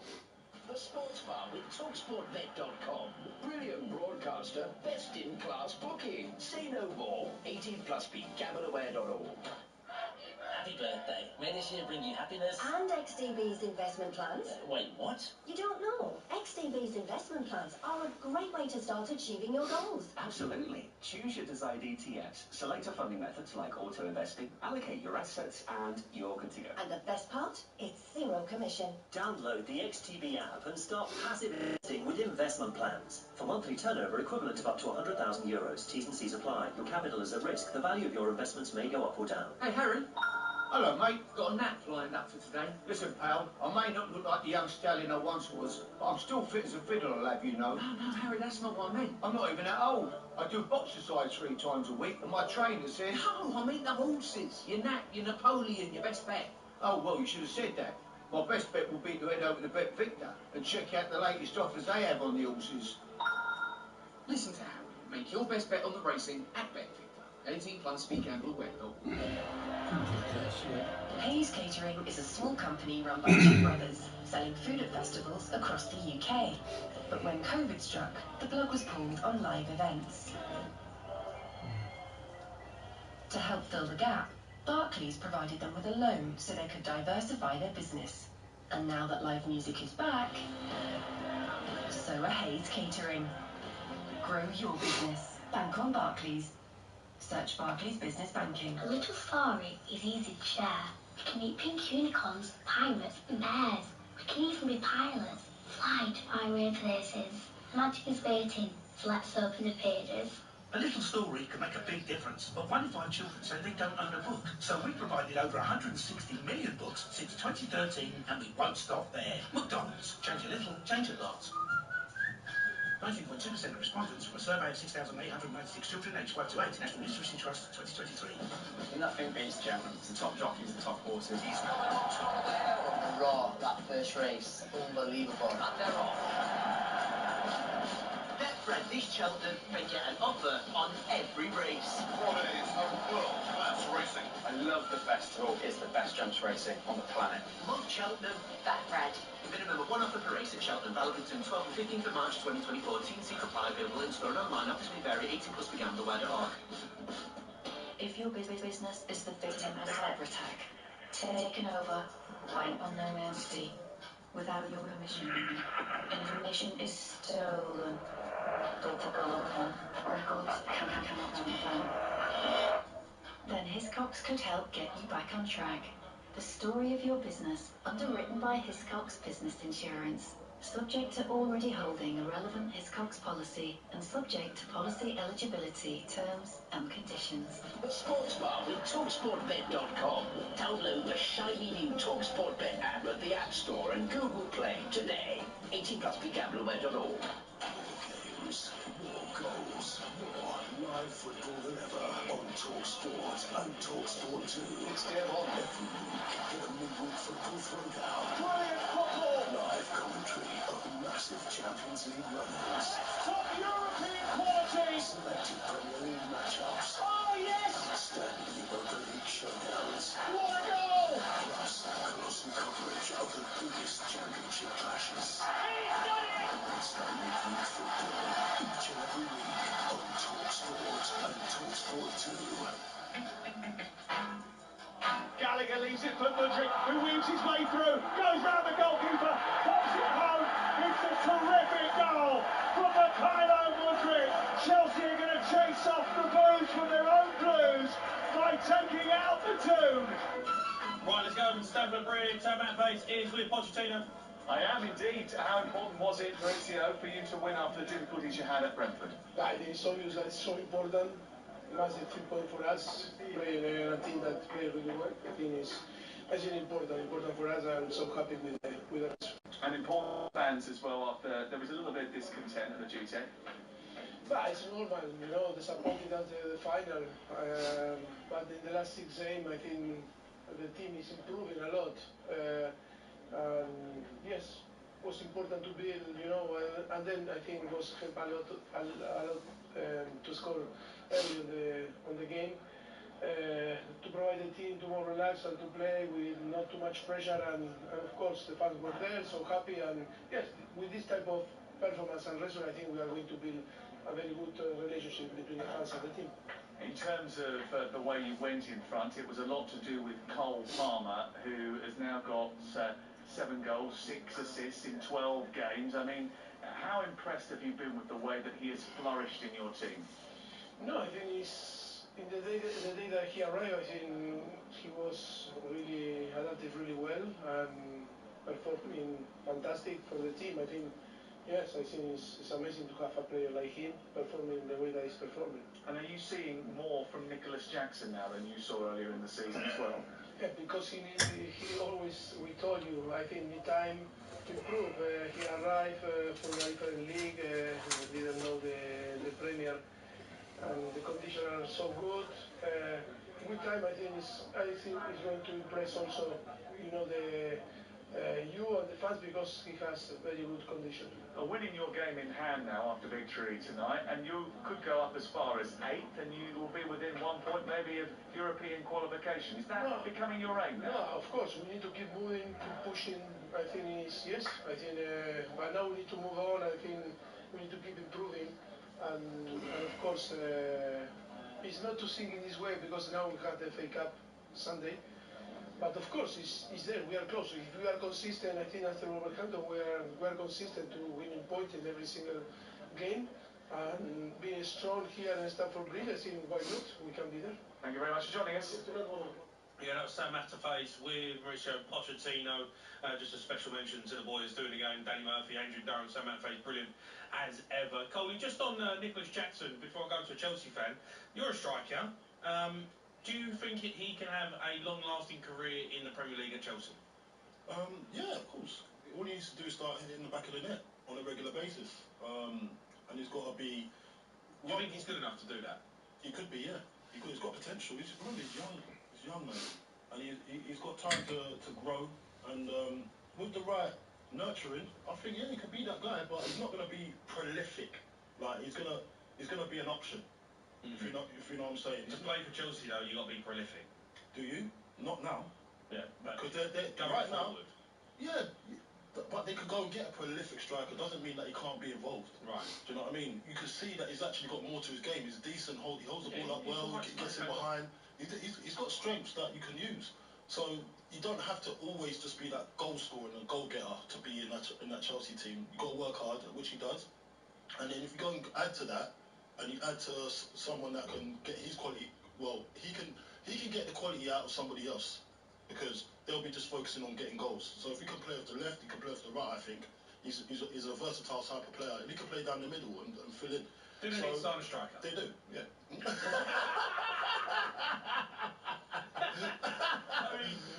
Well, he's no drug bro, is he? You know what I mean? Like, so yeah, exactly. So that's what I'm just beating around. I'm trying to be beating around the bush. Yeah, because I don't like to throw my fellow strikers under the bus. I know how hard it is to be a striker in the Premier League. It's I not know, easy. but he's not going to be world class. Does he have to be? Well, to play for Chelsea, yeah, kind of. But to be the main man at Chelsea, yes. Yeah. He's not. But the main man at Chelsea has to be his striker. Right now, he's not going to be the main man at Chelsea as it looks right now, but he can build towards that. Okay. I'm a developer, so I'm always looking forward and seeing the best in people. Yeah. You know, that's what I want to see. Yeah. You just want to write them off straight away. No, I like him. They're a young team. I like him. I think he's good. He's got potential. Yeah. Do I believe he's ever going to be a star striker in the Premier League that Chelsea need if you want to compete at the top of the table? Like Haaland, it's questionable. like Nunes, like you know. Well, you say Harry Kane, I suppose he's gone. Do you know what I mean? The best strikers in the Premier League are the teams who've got the best teams in the Premier League are the ones who've got the best strikers. Simple as that. Nicholas Jackson, I don't think is going to be that. So you have to sign him. So if they want to win the title, would you take him at Spurs? I think you would. You'd take it. I'd take you him. take him at Spurs. I'd take him as so that's enough then. So no, I'd take him as potential, but we're not going to win the title. Yeah. We've got but Chelsea are not winning. up front. But Chelsea he doesn't get the team in front of Son. No, you don't. But he'll be around it. He's going to be around it. It's an option. It's a good option to have, I think, on your bench if you're looking to go forward. He's a good player. So he's not going to be the main guy just yet, but he's working towards that. Okay. All right, let's go to Ryan He's a Chelsea fan. Right, Rice? Yes, I'm good, Rice. I'm good. Right. What do you think about what I just said? You're not having it. Yeah, oh, You see when someone goes like, I knew it. I just knew the tone was not. But when I'm chatting to myself, just the shot, the best thing since sliced bread. But to be blatantly honest, I'd rather have my cooking. You rather someone that does the moonwalk, right? Yeah, but walk into the box, keep me header into the bottom right corner, like. But I can't complain.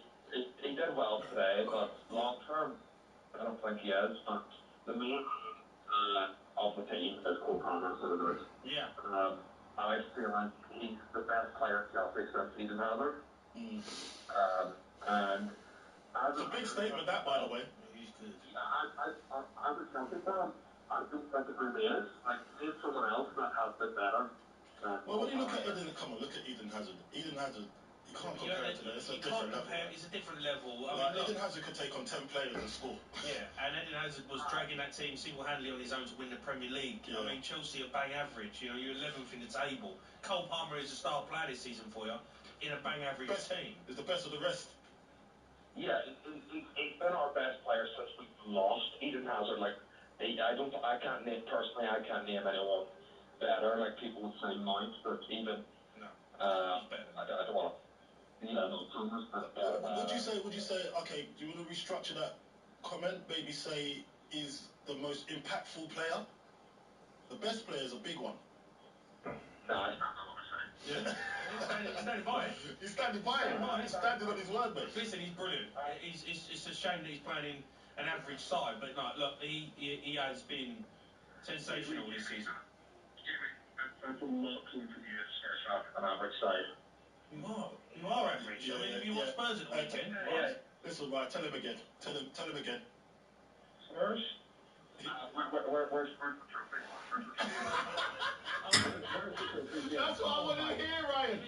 Come on, you know what? This guy's been dismantling everyone. As soon as he's come on, his intro was it was bang out of order. You need to talk about that, right? Talk about that, right? You're living in the past, mate. No. You're living in the past. But he's not, is he? They're not. They're not. They are. Where are you living then? Spurs are a way better team than Chelsea right now. Way better. Yeah, mate. I can't live in the past and why you still thinking about the league. Like, that's all I'm saying. I don't think he does actually think about that League Cup. You don't think about that League Cup, do you? The League Cup? No. Well, not really. I mean, it's what it is. He don't. You don't even remember it, to be honest. It was that long ago. I mean, I can't be bothered to have an argument about Tottenham.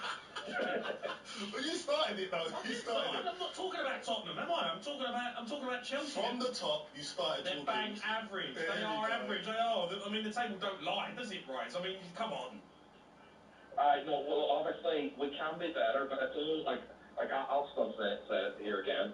I don't think it's a long-term answer, but I don't see the point in getting rid of him right now because what are we going to do? Honestly, nothing. But if we can get even Conference League, I'll be happy because if we play in a competition such as the Conference League, even if we were to win the Conference League. Yeah. The amount of that's a step in the right direction for you, right? Yeah. And he's digging me out about Tottenham and they're happy to get Conference League. That's a disaster. That's a disaster for Tottenham this season. It's a new era. It's a new era. He's coming on talking about, oh yeah, I'll take that. It's a great season. See, Ryan, you wound him up. Look at him. You got him. Ryan, you caught one. You caught a big fish. Come on, mate. You baited him in, Ryan. Spurs finishing the Europa Conference League this season is disaster. You're buzzing off it. Get out of here, honestly. Right, I told you. The shambles. Can't believe you come on here trying to dig out Spurs. Right, so look, thanks for your call, mate. Appreciate your opinion. Obviously, we're going to take loads of calls tonight. Newcastle fans, are you happy with Eddie Howe continuing for the rest of the season, or when's the time maybe you start talking about him leaving? Chelsea obviously can talk about them going forward and what do you think of the team. Are you turning a page with this squad and Pochettino in charge? 03 717 22 33 44. The Sports Bar with talkSPORTBet.com. Download the app today for tantalisingly tip-top odds and exclusive offers. 18 plus BeGambleAware.org. Okay, so I changed your brake pads, I replaced the wiper blade and topped up your screen wash. Anything else you wanted me to look at? Yeah, my washer dryer only works on a short cycle. I've got it in the boot. Like getting your money's worth? Grab a McDonald's Save a Meal deal. That's a cheeseburger or mayo chicken, medium fries and drink for just $3.99. From 11 a.m, not available on delivery. You know how the best ideas come in the shower? Well, here's one for you. Switching to an energy-efficient shower head is more efficient because it saves water and could save you up to £40 a year on energy bills.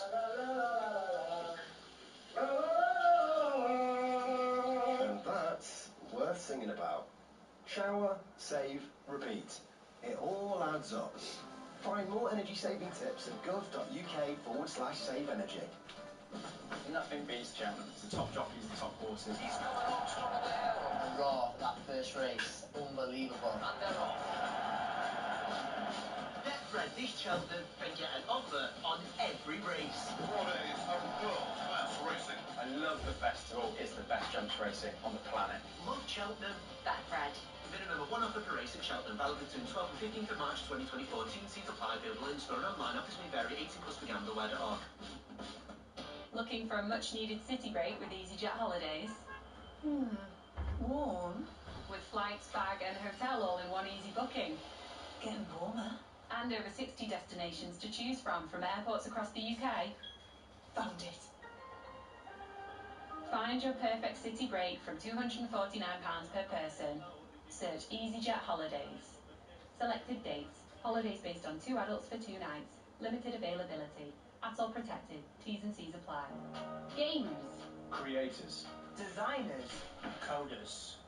Build your next gaming PC or laptop at pcspecialist.co.uk. Let me just throw this idea at you. You may have paid too much tax. If you've spent money on tools, travel or food for work, Rift can help work out what you're owed and get a refund bouncing back to you. In fact, on average, Rift get their customers £3,000 back. Not bad, eh? Let's get the ball rolling. Search Rift Tax Refunds. Come on, search Rift Tax Refunds today. Giddy up, Cheltenham's back, and it's time for some full-on festival fever. Huzzah! And to celebrate the pinnacle event of the jump racing calendar, talkSPORT Bet has got a super sign-up offer for all our valued new customers. Simply open a new account, opt in, make your first deposit, place a £10 bet on any horse race at evens or higher, and get a free £1 bet for every race on every day of Cheltenham. talkSPORTBet.com. Very good broadcaster. Bring it on, bookie. 18 plus terms and conditions apply. BeGambleAware.org. Tuesday night.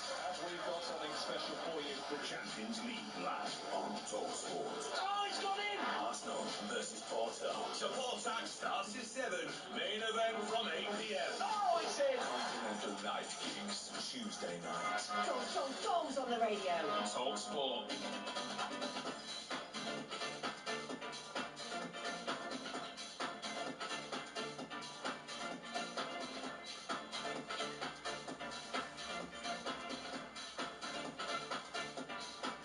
You are listening to the Sports Bar on talkSPORT. Me, Jamie Hine, Colin Cole, taking your calls on tonight's action. 03 717 22 33 44. We will take calls after 11 as well on the rest of the weekend's action. We'll be talking to Bernard Gallagher about penalty decisions. We'll talk about Spurs and Aston Villa. But let's go to Brian. He's a Newcastle fan. All right, Brian. Hello, mate. All right, Brian, you seem a bit down, mate. You all right? Should be down. Yeah. Should be down, mate. The result I thought would have happened tonight. Yeah, I think a few Newcastle fans probably thinking that, and to be honest, I did as well. I think they're there for the taking, Chelsea, but Yeah, definitely. Again, I keep saying it, I just thought you were really average. Yeah, it's exactly what I thought, mate, to be honest. It was a poor performance. What could have been better? What could have been better? Because did you hear Eddie Howe's his post-match interview? He was very, very apologetic. Can I say that? Like he knew he was poor. Basically, he was very honest. And in moments of the game, you did play well, which he was honest about. And there was moments in the game you was really poor. Yeah, I don't know what's going on recently, but obviously in the past you can blame like injuries and stuff, but at the minute I don't think you actually can. And I just, like I say, I was expecting us to win, but we didn't. Yeah, do you think Eddie Howe's coming under a bit of pressure? Well, that's the main reason he called. Obviously, I love Eddie Howe and I love what he's done for the club, but as much as I hate to admit it, I think if things don't turn around and we don't make Europe, which is looking more and more unlikely, I think we're going to be looking for somewhere else. Like. Who would you want? But would that be from you, the fans, or do you just think that's the way the board will look at it? I think obviously the mentality of the owners is going to be they don't want to be second best, like you heard after the Carabao Cup. They wanted to win this, they wanted to win that, and obviously at the minute we're not. And I know we overachieved last season, but I just don't think the owners are going to want to be like, especially not mid-table, possibly bottom half of the table. Who'd you get in? Who would be your guy? Mourinho. Honestly, mate, I'm not too sure. Mourinho? I'm not sure. Who's sorry? Mourinho. Yeah, Mourinho's available. Well, I personally like the sound of Jose, but a few of my friends have all said nah. But okay. You'd take him for a couple of seasons, wouldn't you, just to see, just to for him to be at the football club. Oh, come on, he's a born winner. Don't get us wrong. Obviously, again, what Eddie Howe's done is brilliant, but I didn't think he'd be like a long-term thing. I thought he was like a stepping stone. But obviously, they're achieving at the minute. I mean, the full squad is. Yeah, I absolutely agree. Brian, thanks for your call. Let's go to Simon. He's a Newcastle fan. All right, Si? You alright, guys? How's it going? Yeah, good, Si. Look, you watched the game tonight. What did you make of it? Just for me, what I've seen it's obviously we've had the injuries and we've had the inconsistent performances, but I've noticed that kind of there's a lot of things going on, certainly over the last couple of months, that kind of points to something that I think is going to happen. Like the body language of the players, they all look like they'd rather be somewhere else. Eddie Howe and Jason Tindall aren't as animated on the touchline as they have been over the last few months. I think in press conferences, Eddie Howe was always coy, but now there's been interviews where he's let for personal insights go, his mask has started to slip a little bit. It just seems like the body language around the players and the manager, I just feel like it's the body language of the club that knows that the manager's off at the end of the season. Interesting. Yeah, I can't say I disagree with what you're saying there, Si. I've noticed that a little bit. That's a bit of a conspiracy, come on. No, it's not conspiracy. He's just saying what he's seeing. Body language of players, body language. So they're not believing in Eddie Howe's way of thinking now. They were at it. Do you remember last season, Si? But there was overachieving. Yeah, but imagine an influx of money coming into your club. That has definitely had a part to play. But you can't drop off. Yeah, but there was overachieving. Might have overachieved with results, but performances in terms of effort and as Simon says, body language and the way they were, going at teams and the energy that they showed in games. I've not seen that from Newcastle really this season. Apart from the Champions League games, but quality wasn't there to get it over the line. But at least you showed a bit of oomph. I don't know. I'm watching you at the moment, Simon. I'm just thinking maybe it's coming to the end with Eddie Howe. And if you want to extend the conspiracy further, it doesn't strike me as a coincidence that on Friday night, it was the guest of honour at the boxing in Saudi Arabia. Yeah, Jose Mourinho. I'm looking into that. I'm not sure. I'm not sold on that one. I'm not going to lie. I thought exactly the same thing. Did you? I did, mate. Oh, give me a break. He was also filmed shaking hands and meeting with Al Rumayyan, who's the Newcastle chairman. Here we go. I'm not having this. Mate, Who's just buzzing to see Jose? The moment I saw Jose in Saudi Arabia, I thought two things. Either he's going Saudi Arabia to sign for a big club, or Newcastle. I'm not having that. I'm telling you, I was thinking exactly the same thing. I'm not having that. I think Jose Mourinho at Newcastle, for me, I'll be excited for that. I mean, Newcastle fans would be excited. Anyone's excited for Jose Mourinho going anywhere. Like, he's just entertainment value, isn't he? But and he's actually a born winner. He's good at his job, and like. The press are going to love him to come back to England. The only club he's not won a trophy is Tottenham. For him to, well, he could have, but he sacked him before he could. Typical Spurs. Spurs. I just don't know. I think he'd be perfect for Newcastle. I do. I just don't know if.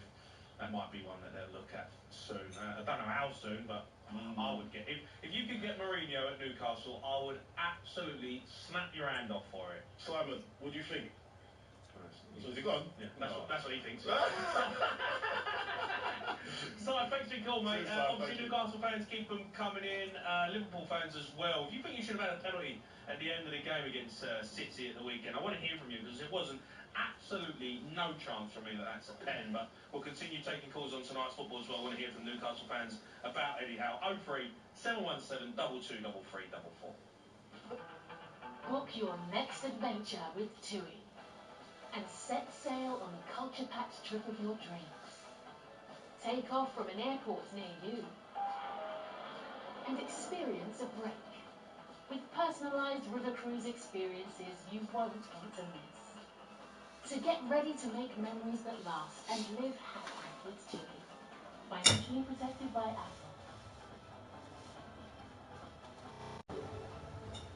Newsnights on Times Radio. 3 hours of the latest news, cutting-edge analysis, and in-depth interviews with the people making the news and the people who report it. Night times from 10 on Times Radio. Carol Walker, Monday to Wednesday. How can you tell if what you're seeing online is real? Henry Bonsu, Thursday and Friday. We're gauging responses to last night's military action in the Middle East. Daryl Morris at the weekend. Front pages of tomorrow's papers are in. Times Radio is available to listen without a subscription on DAB digital radio, online via the Times Radio app and on your smart speaker.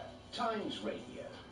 Sports Bar with talkSPORT.com. Belting broadcaster, brilliant booking. 18 plus begamblerware.org.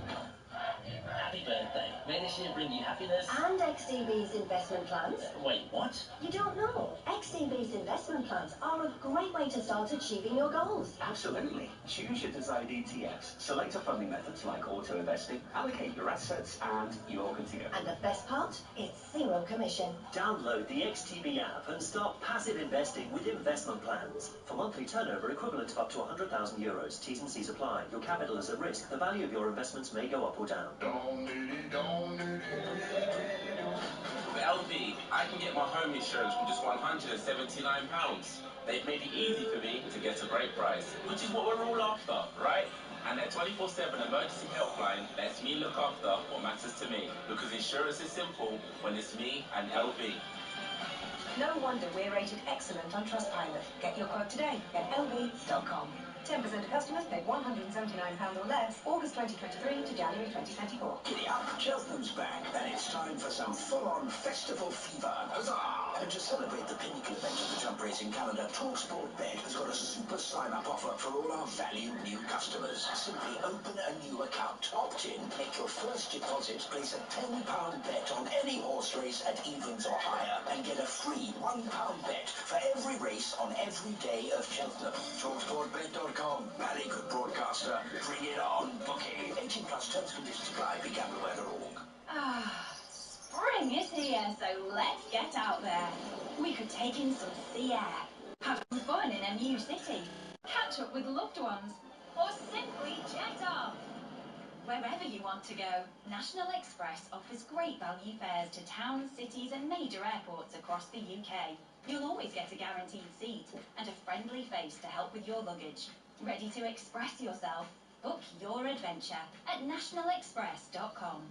Okay, so I changed your brake pads, I replaced the wiper blade and topped up your screen wash. Anything else you wanted me to look at? Yeah, my washer dryer only works on a short cycle. I've got it in the boot. Like getting your money's worth? Grab a McDonald's Save a Meal deal. That's a cheeseburger or mayo chicken, medium fries and drink for just $3.99. From 11 a.m, not available on delivery. Investing with AJ Bell feels so good, you'll just want to ring that bell anywhere, anytime. In the office, in the pub, on the bus, on a ship, on a train, in the rain, in the gym, in a library, at a wedding, at a librarian's wedding. You can even ring it in space. Underwater. In a sauna! Or just a good old-fashioned cowbell. Yes, that's the sweet sound of investing with AJ Bell. AJ Bell, feel good investing. The value of investments can go down as well as up.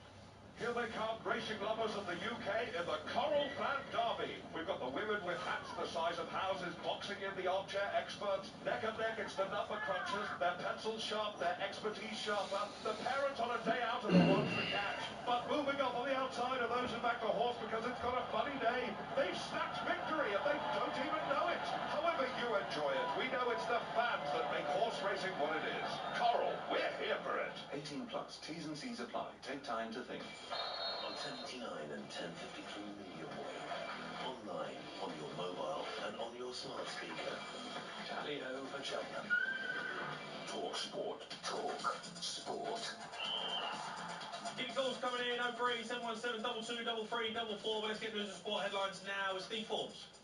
Thanks, Jamie. Cole Palmer says tonight's win over Newcastle gives Chelsea confidence in their hopes of qualifying for Europe this season.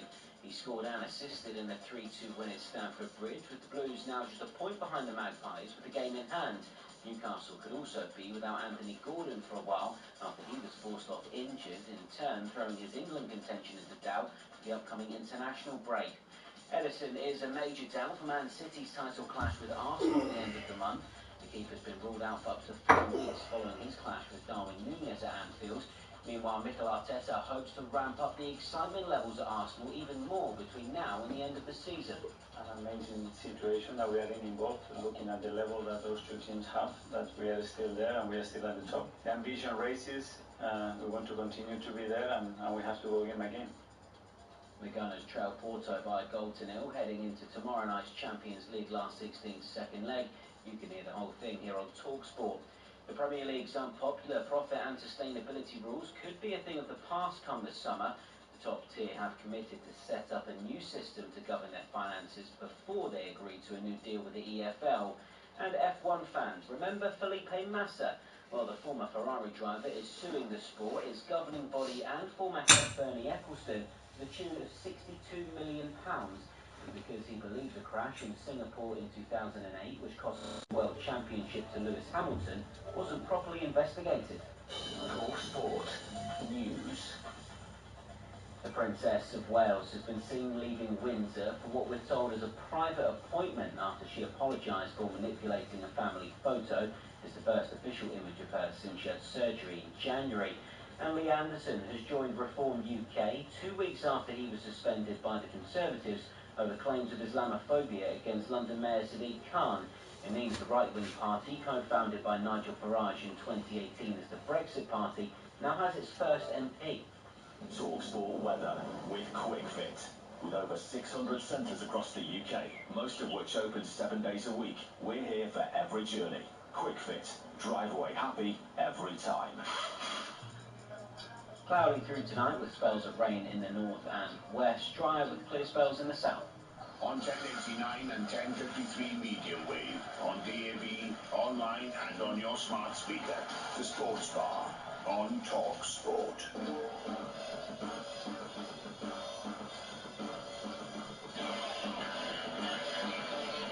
Yeah, good evening. You are listening to the Sports Bar on talkSPORT with me, Jamie Horner and Colton Cole. Big result tonight for Chelsea. They win 3-2 against Newcastle. We're taking your calls in 03 717 22 33 44. Some Newcastle fans coming on and saying that Eddie Howe is on his last legs at the football club. Who would you bring in? And would you go for Jose Mourinho? What a signing that would be, surely. Also going to take calls in the next half hour on the weekend's action. Big games at the weekend. Spurs winning. Liverpool and Man City played out a brilliant 1-1 draw, and it could have gone either way.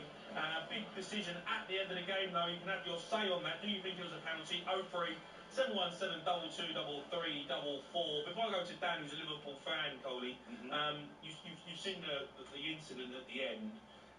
Do you think it's a pen?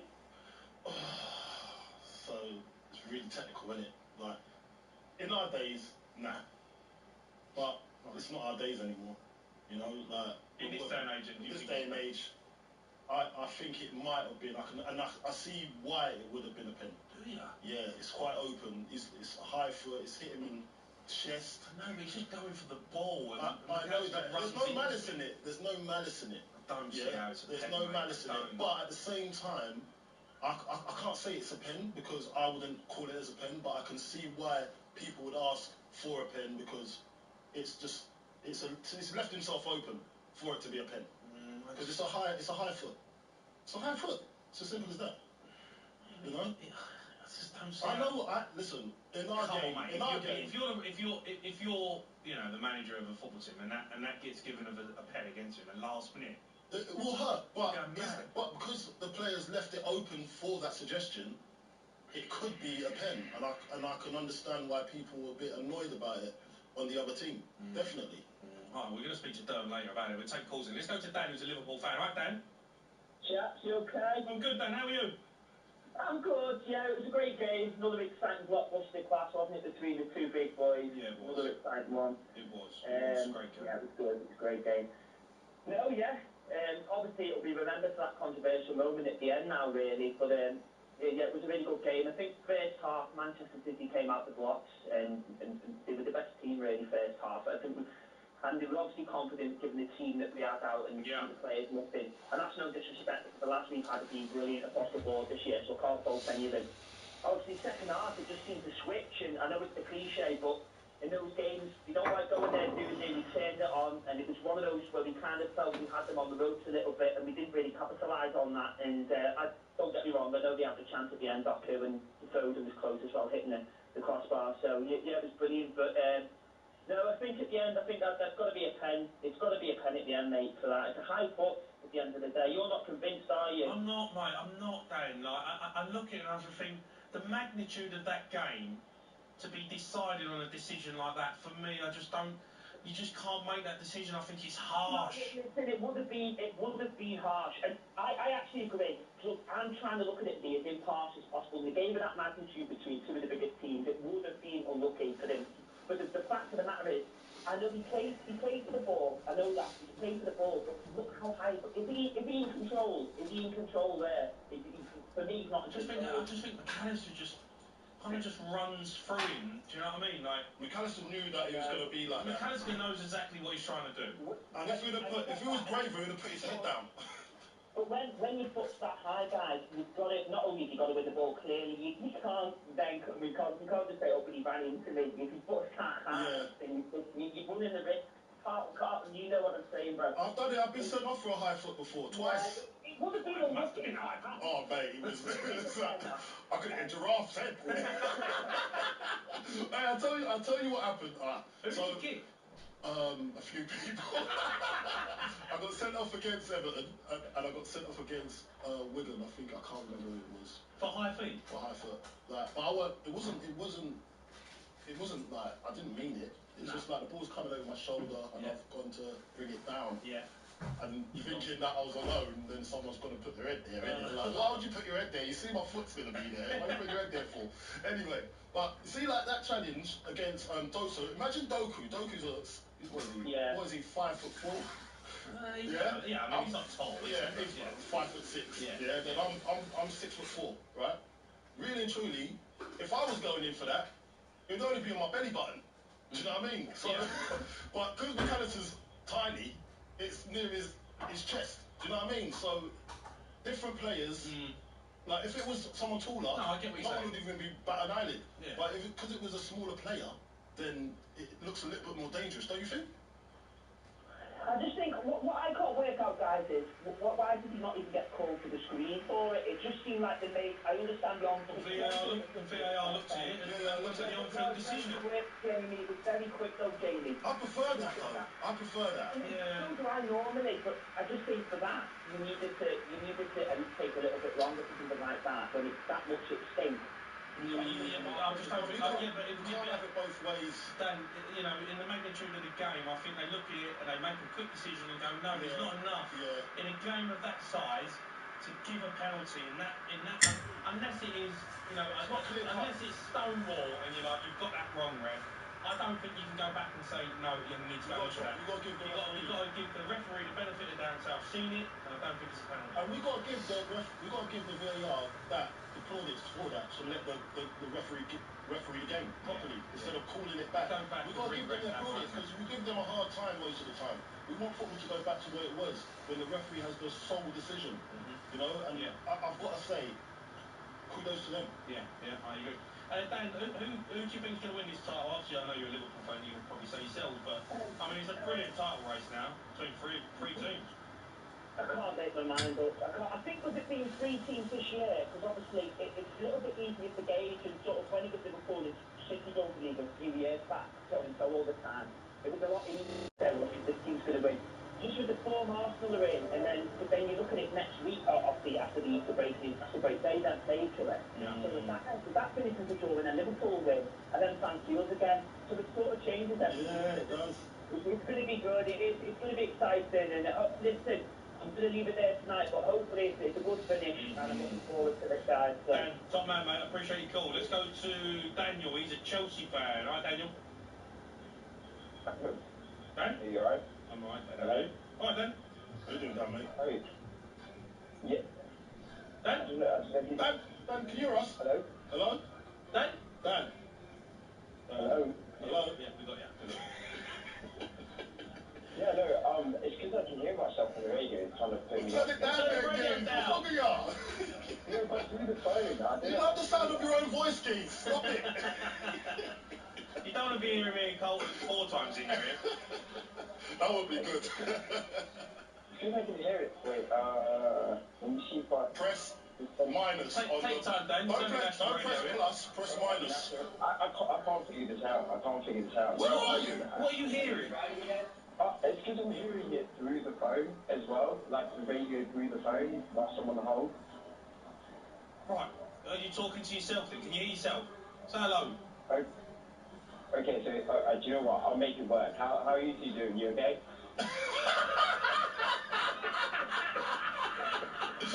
Dan, you're comical, you know. You're actually a comical guy. How are you doing? Are you okay? I'm decent. I'm actually here to tell the both of you off because mate, put the phone down now, didn't you? Go on, Dan, go on. What are you going to say to us? I'm not sure you two were watching the game at all today, because... It was kind of boring. I'm joking, go on. No, come on, Carl. I'm joking. It's only jokes. Go on. No, some of the opinions you guys are coming up, around the Chelsea game, in terms of how we played today, how we've been playing over the last few weeks. I mean, Jamie says we're there for the taking. I don't quite get where that comes from. Because you have been.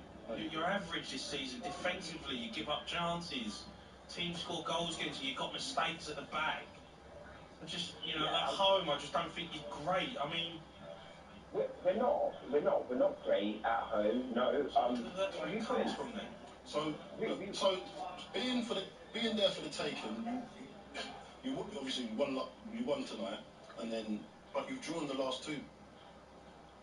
So we have drawn the last 2. Listen, what I'm saying is, you're saying we're here for the taking. We create a lot of chances, and we have to put teams away. I mean, even against Man City, we couldn't put them away when we were 1-0 up. But the only issue we have is we don't have a forward, which is probably the only point that you guys have made tonight that I've agreed with, where we don't have a centre forward that puts away those chances. Do you think you have the X factor as a football team? So are you happy with your performances so far? I'm aware of the fact that we're still building this team up from the ground. After Abramovich has gone, and it's been a big project ever since then, bringing a new manager, bringing new staff in the back room. Yeah. It's a lot that's going on at the same time. I feel like there isn't that perspective at all at the moment that people are going. No, I'm always for that. I understand. Yeah. I understand what's going on at Chelsea. It's just tonight we're expecting Newcastle, who overachieved last season, to be better. Because Chelsea have not been in a good place right now. Yes, Pochettino did just say that the last 6 games he's seen his team the way he wanted them to start progressing, and they've been playing towards his style of play, and then they've been ticking the boxes. That's what I've seen as well. Yeah. What have you seen? No, but I'm agreeing. But still, that doesn't mean that you're the finished article. So you're still there for the taking. That's what we're trying to say. You're not. So right, okay. No, but you're working towards something. You're not at your strongest point yet. So I completely agree with that. Yeah, but you're doing well working towards it. That's what I'm trying to say. Okay. I completely agree with that. But you can still be beaten. You're making. Yeah, that's what I'm saying. Yeah, I mean, but not by that Newcastle side that was outside. Exactly. They were terrible. So before the game, the Newcastle fans thought they could go out there and do something, like, because it's not the Chelsea of 5 years ago. You know what I'm trying to say? No. So that's why we're saying it was there for the taking for Newcastle. We're not being disrespectful. It's just more to the point that Newcastle are at a point and they're bang average at the moment, and so Chelsea, they're not the same Chelsea team. Do you know what I mean? You're 10th place. What are you? 11th. You're 11th place. 11th. So Newcastle fancy their chances. That's what we're saying. Listen, Dan, I appreciate your call, mate. Go back to talking to yourself. Chat a load of garbage. Leave him alone, man. Leave him alone. Right, keep your calls coming in. We've got some more Chelsea fans, more Newcastle fans want to have their say. 03 717 22 3344. The Sports Bar with talkSPORTBet.com. Download the shiny new talkSPORT Bet app at the App Store and Google Play today. 18+ begamblerware.org. Sometimes running a business can feel like swimming upstream in Siberia with a bear clinging onto your leg. But Xero online accounting software can help you manage the ins and outs of your finances in real time, so you can keep them running smoothly. Soon it will feel more like you're going down a water slide. Your turn. In a rubber ring. Or being serenaded by a string quartet. Search Xero with an X, because healthy business is beautiful business. talkSPORT welcomes you to Cheltenham, a Regency town nestled against the Cotswolds, the perfect place to relax and unwind, a civilized place of peace and quiet. Except for 4 days of the year. Celebrate the Cheltenham Festival with LiveScoreBet. We're offering new members £20 in free bets when you place your first £10 bet. Download the LiveScoreBet app today. Qualifying bet on Sportsbook excludes forecast, trycast and virtuals. Settled in 14 days. Minimum odds 1 to 2. Use free bets on Sportsbook excludes virtuals. Valid 7 days. T's and C's apply. 18+ bet responsibly. BeGambleAware.org. Really? Come on, let's go. Hear that? That's the sound of my customers leaving. When your broadband doesn't work, neither does your business. Will Sky Business keep you up and running, no matter what? With 4G backup and our Stay Connected guarantee, better believe it. Let our dedicated Sky Business team handle your switch today. That's more like it. Subject to availability. For T's and C's, visit skybusiness.com. Let me just throw this idea at you. You may have paid too much tax. If you've spent money on tools, travel or food for work, Rift can help work out what you're owed and get a refund bouncing back to you. In fact, on average, Rift get their customers £3 grand back. Not bad, eh? Let's get the ball rolling. Search Rift Tax Refunds. I'm like a rubber ball, like a bouncing. Come on, search Rift Tax Refunds today. Here they come, racing lovers of the UK in the Coral Fan Derby. We've got the women with hats the size of houses boxing in the armchair experts. Neck and neck, it's the number crunchers. Their pencils sharp, their expertise sharper. The parent on a day out are the ones to catch. But moving up on the outside are those who back a horse because it's got a funny name. They've snatched victory and they don't even know it. However you enjoy it, we know it's the fans that make horse racing what it is. Coral, we're here for it. 18+. T's and C's apply. Take time to think. The talkSPORT Trophy 2024. Radio's greatest gladiatorial grudge match is back, and this time it's serious with celebrity. Feel the heat as Ali McCoy's steam breakfast avenge all-immersed talkSPORT All-Stars in a live five-a-side foul fest of rivalry and revenge. 2 teams enter, 1 team leaves with a limp. Don't miss the talkSPORT Trophy 2024 next Thursday, live from 2 p.m. on talkSPORT with Arnold Clark. Get the UK's best used car deals guaranteed. Hard-hitting football coverage. Tuesday night, League One, live on talkSPORT 2. They scored! Derby versus Reading. Coverage from 7, kick-off 7:45. Tuesday night on talkSPORT 2. Give us a goal. Football form on the Sports Bar with talkSPORTBet.com. Belting broadcaster, brilliant bookie. 18+ begamblerware.org.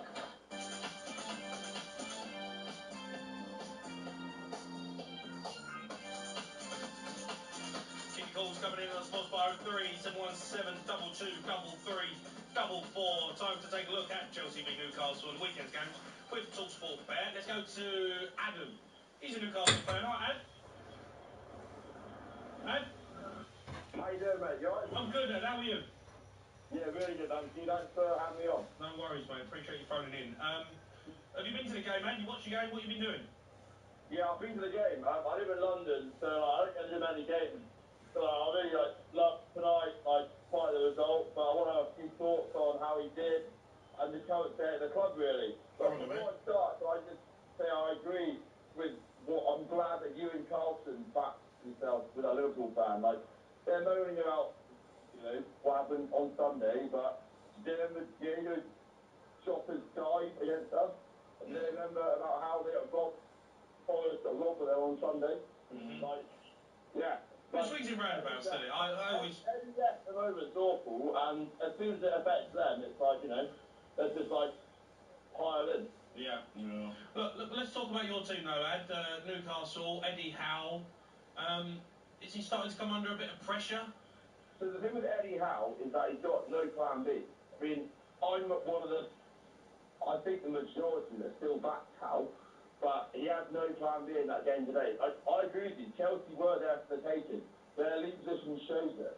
And actually, Eddie Howe just played the same system the whole match. And I admit he doesn't have much squad depth. I want Howe to stay. I'd love him to back him, but can we really push forward with him? It seems a bit like it's going the way it did at Bournemouth. To be honest. It's not great. I just look at the owners. I just think of the people that you've got in charge there. These guys want success. They want big names. They want, fans to be watching, tuning in Newcastle. And I don't know. I just look at Newcastle. He's done a great job. He really has, Eddie Howe, and I like him. And he's a superb manager, and he deserves to be in the Premier League. But just don't know if he's going to take this to that next level of where these owners want to go. Well, I think that's what the general consensus is. And Carlton, I do agree with that.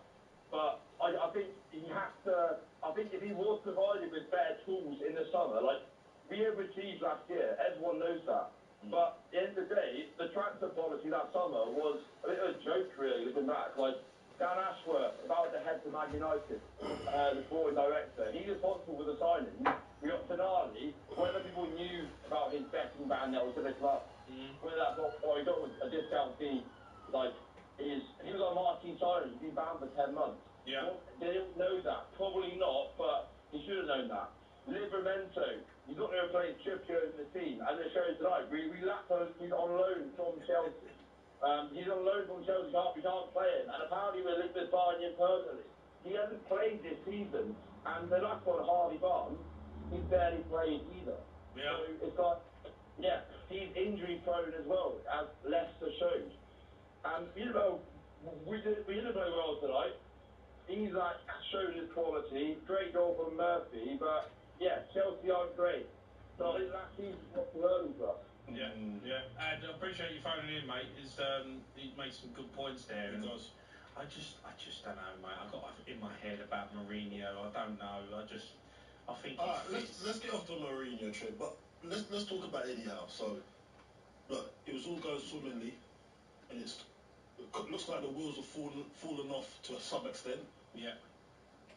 Is there a plan B, in tactics and the motion of the way the club's going? Have they got a plan B? Well, the problem is with plan B is you've got to have the players to implement plan B, and they ain't got any players. You look at their bench from the game. So how can we judge him just yet? Well, you judge him on plan A. And plan A ain't been good enough this season at the end of the day, and where these football clubs want to go, I just don't know if he's doing enough. Yeah, they've had injuries. Yeah, I get that. Mourinho do better. Yeah. Do you think?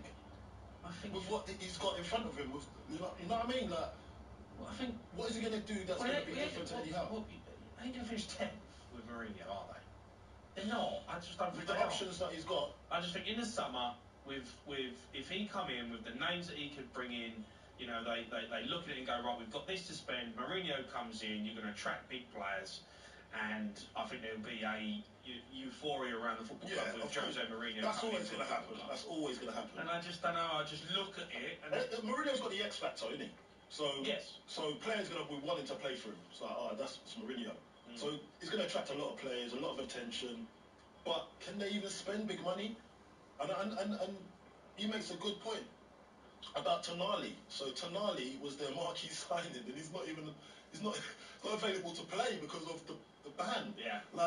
Whoever signed him knowing that he had a ban, that is ridiculous. Yeah. It's ridiculous. But let's have a look at it. What happens at the end of the season? They've still got a chance to move up the table. It's still got a chance. Yeah, they've got a chance. So let's see what happens. Chelsea. But yeah, we'll see what happens. I'll tell you who's phoned us up. I don't know why. It's just come up on my screen. Jason Cundy has got on the phone. Right, Cundy. He's trying to save the show. He's trying to save the show, isn't he? Right, Cundy. Why haven't you called me? Honestly, do you know what, right? You pair of absolute what's right?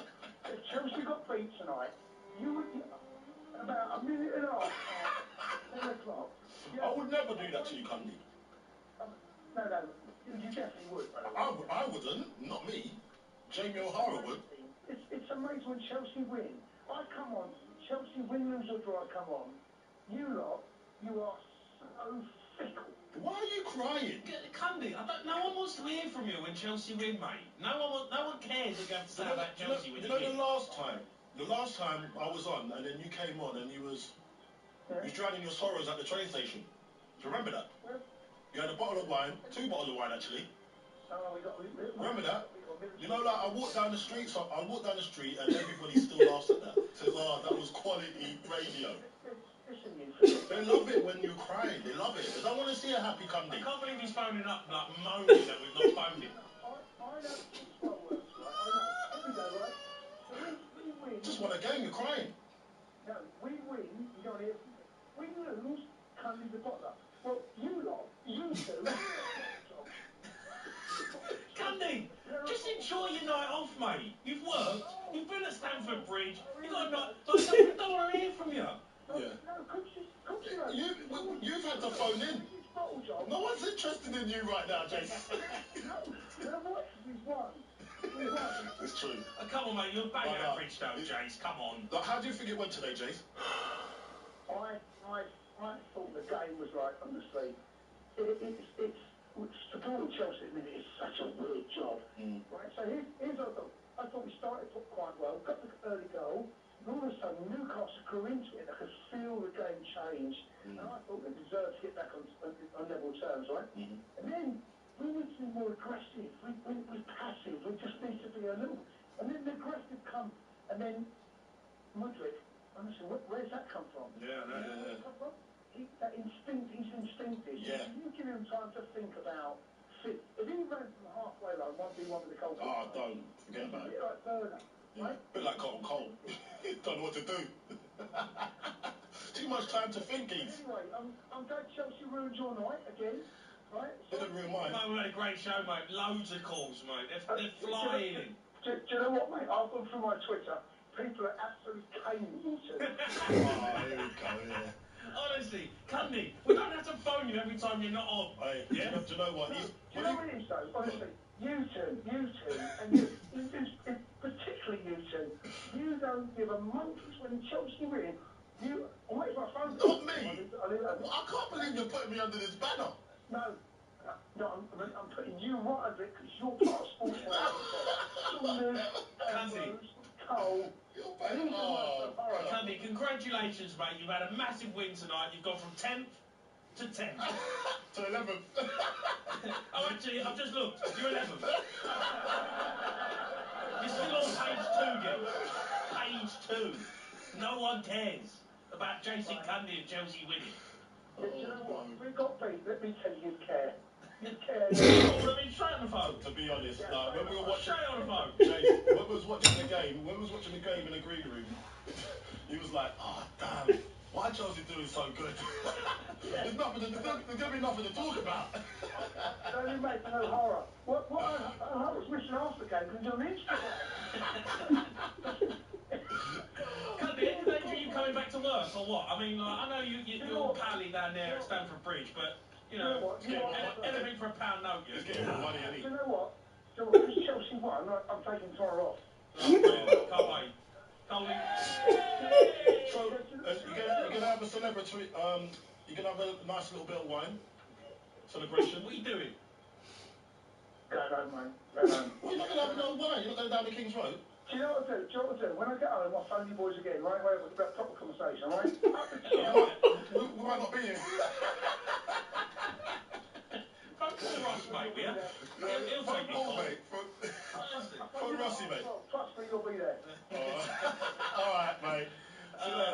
Tommy, see you later. Love you, mate. Love you. See you later. That was quite boring, wasn't it? I can't believe he phoned in. He's got the I app know, and we've not phoned him. we don't want to hear from you. Genuine as well. Like, that's not. We've not phoned him and said phone us. He's actually phoned up. To be honest, even if they'd lost, we wouldn't have phoned him anyway. So no, if they lost, I would have 100% been on the phone. Would you? Yeah, you're bang out of order. You're so wind up. You I don't want to speak to him if they won. That's pointless. Yeah, that's true. Right, he took up all the time, so we'll try and squeeze a few more in if we can. That was a look at the latest action. Thanks to talkSPORT Bet. Terms and conditions apply. 18 plus. Beganware.org. Football form on the sports bar with talkSPORTBet.com. Belgian broadcaster, brilliant bookie. 18 plus. Beganware.org. Right, former Premier League referee Donald Gallagher coming up next. Sometimes running a business can feel like swimming upstream in Siberia. With a bear clinging onto your leg.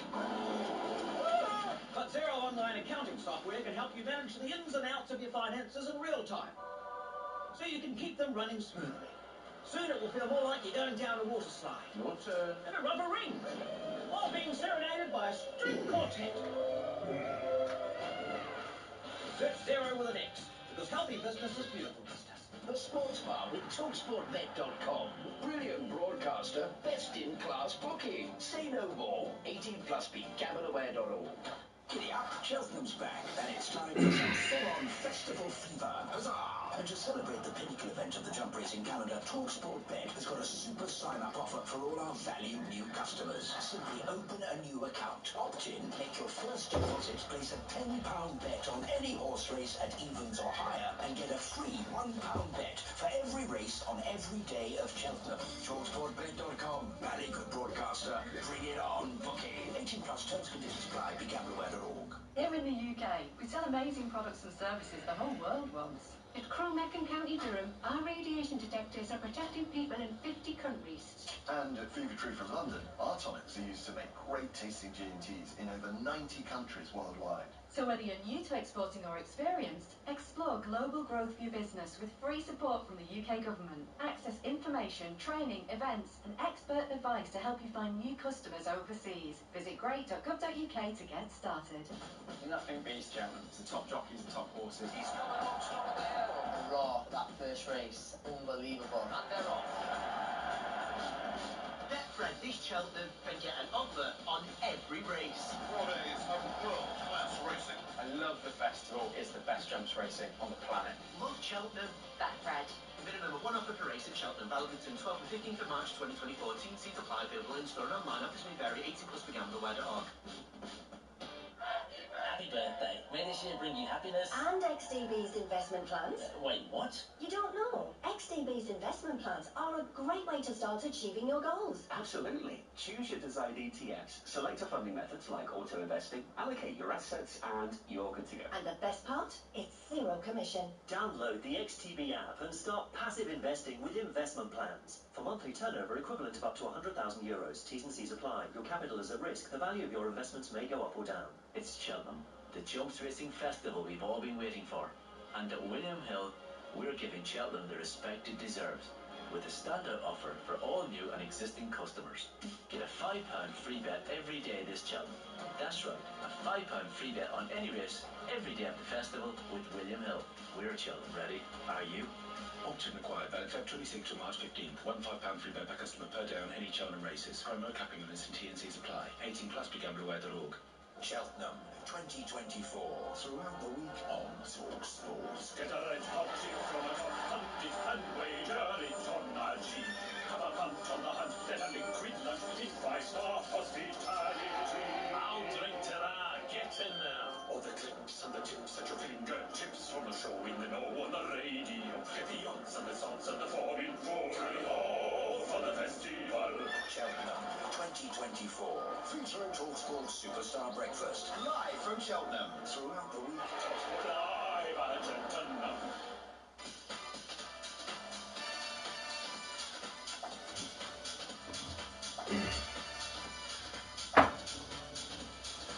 You're listening to the Sports Bar talkSPORT, me, Kevin Hart, and Colton Cole.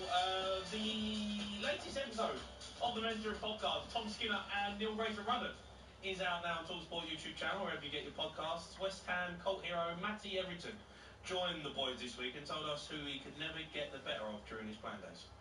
Matty, who was the toughest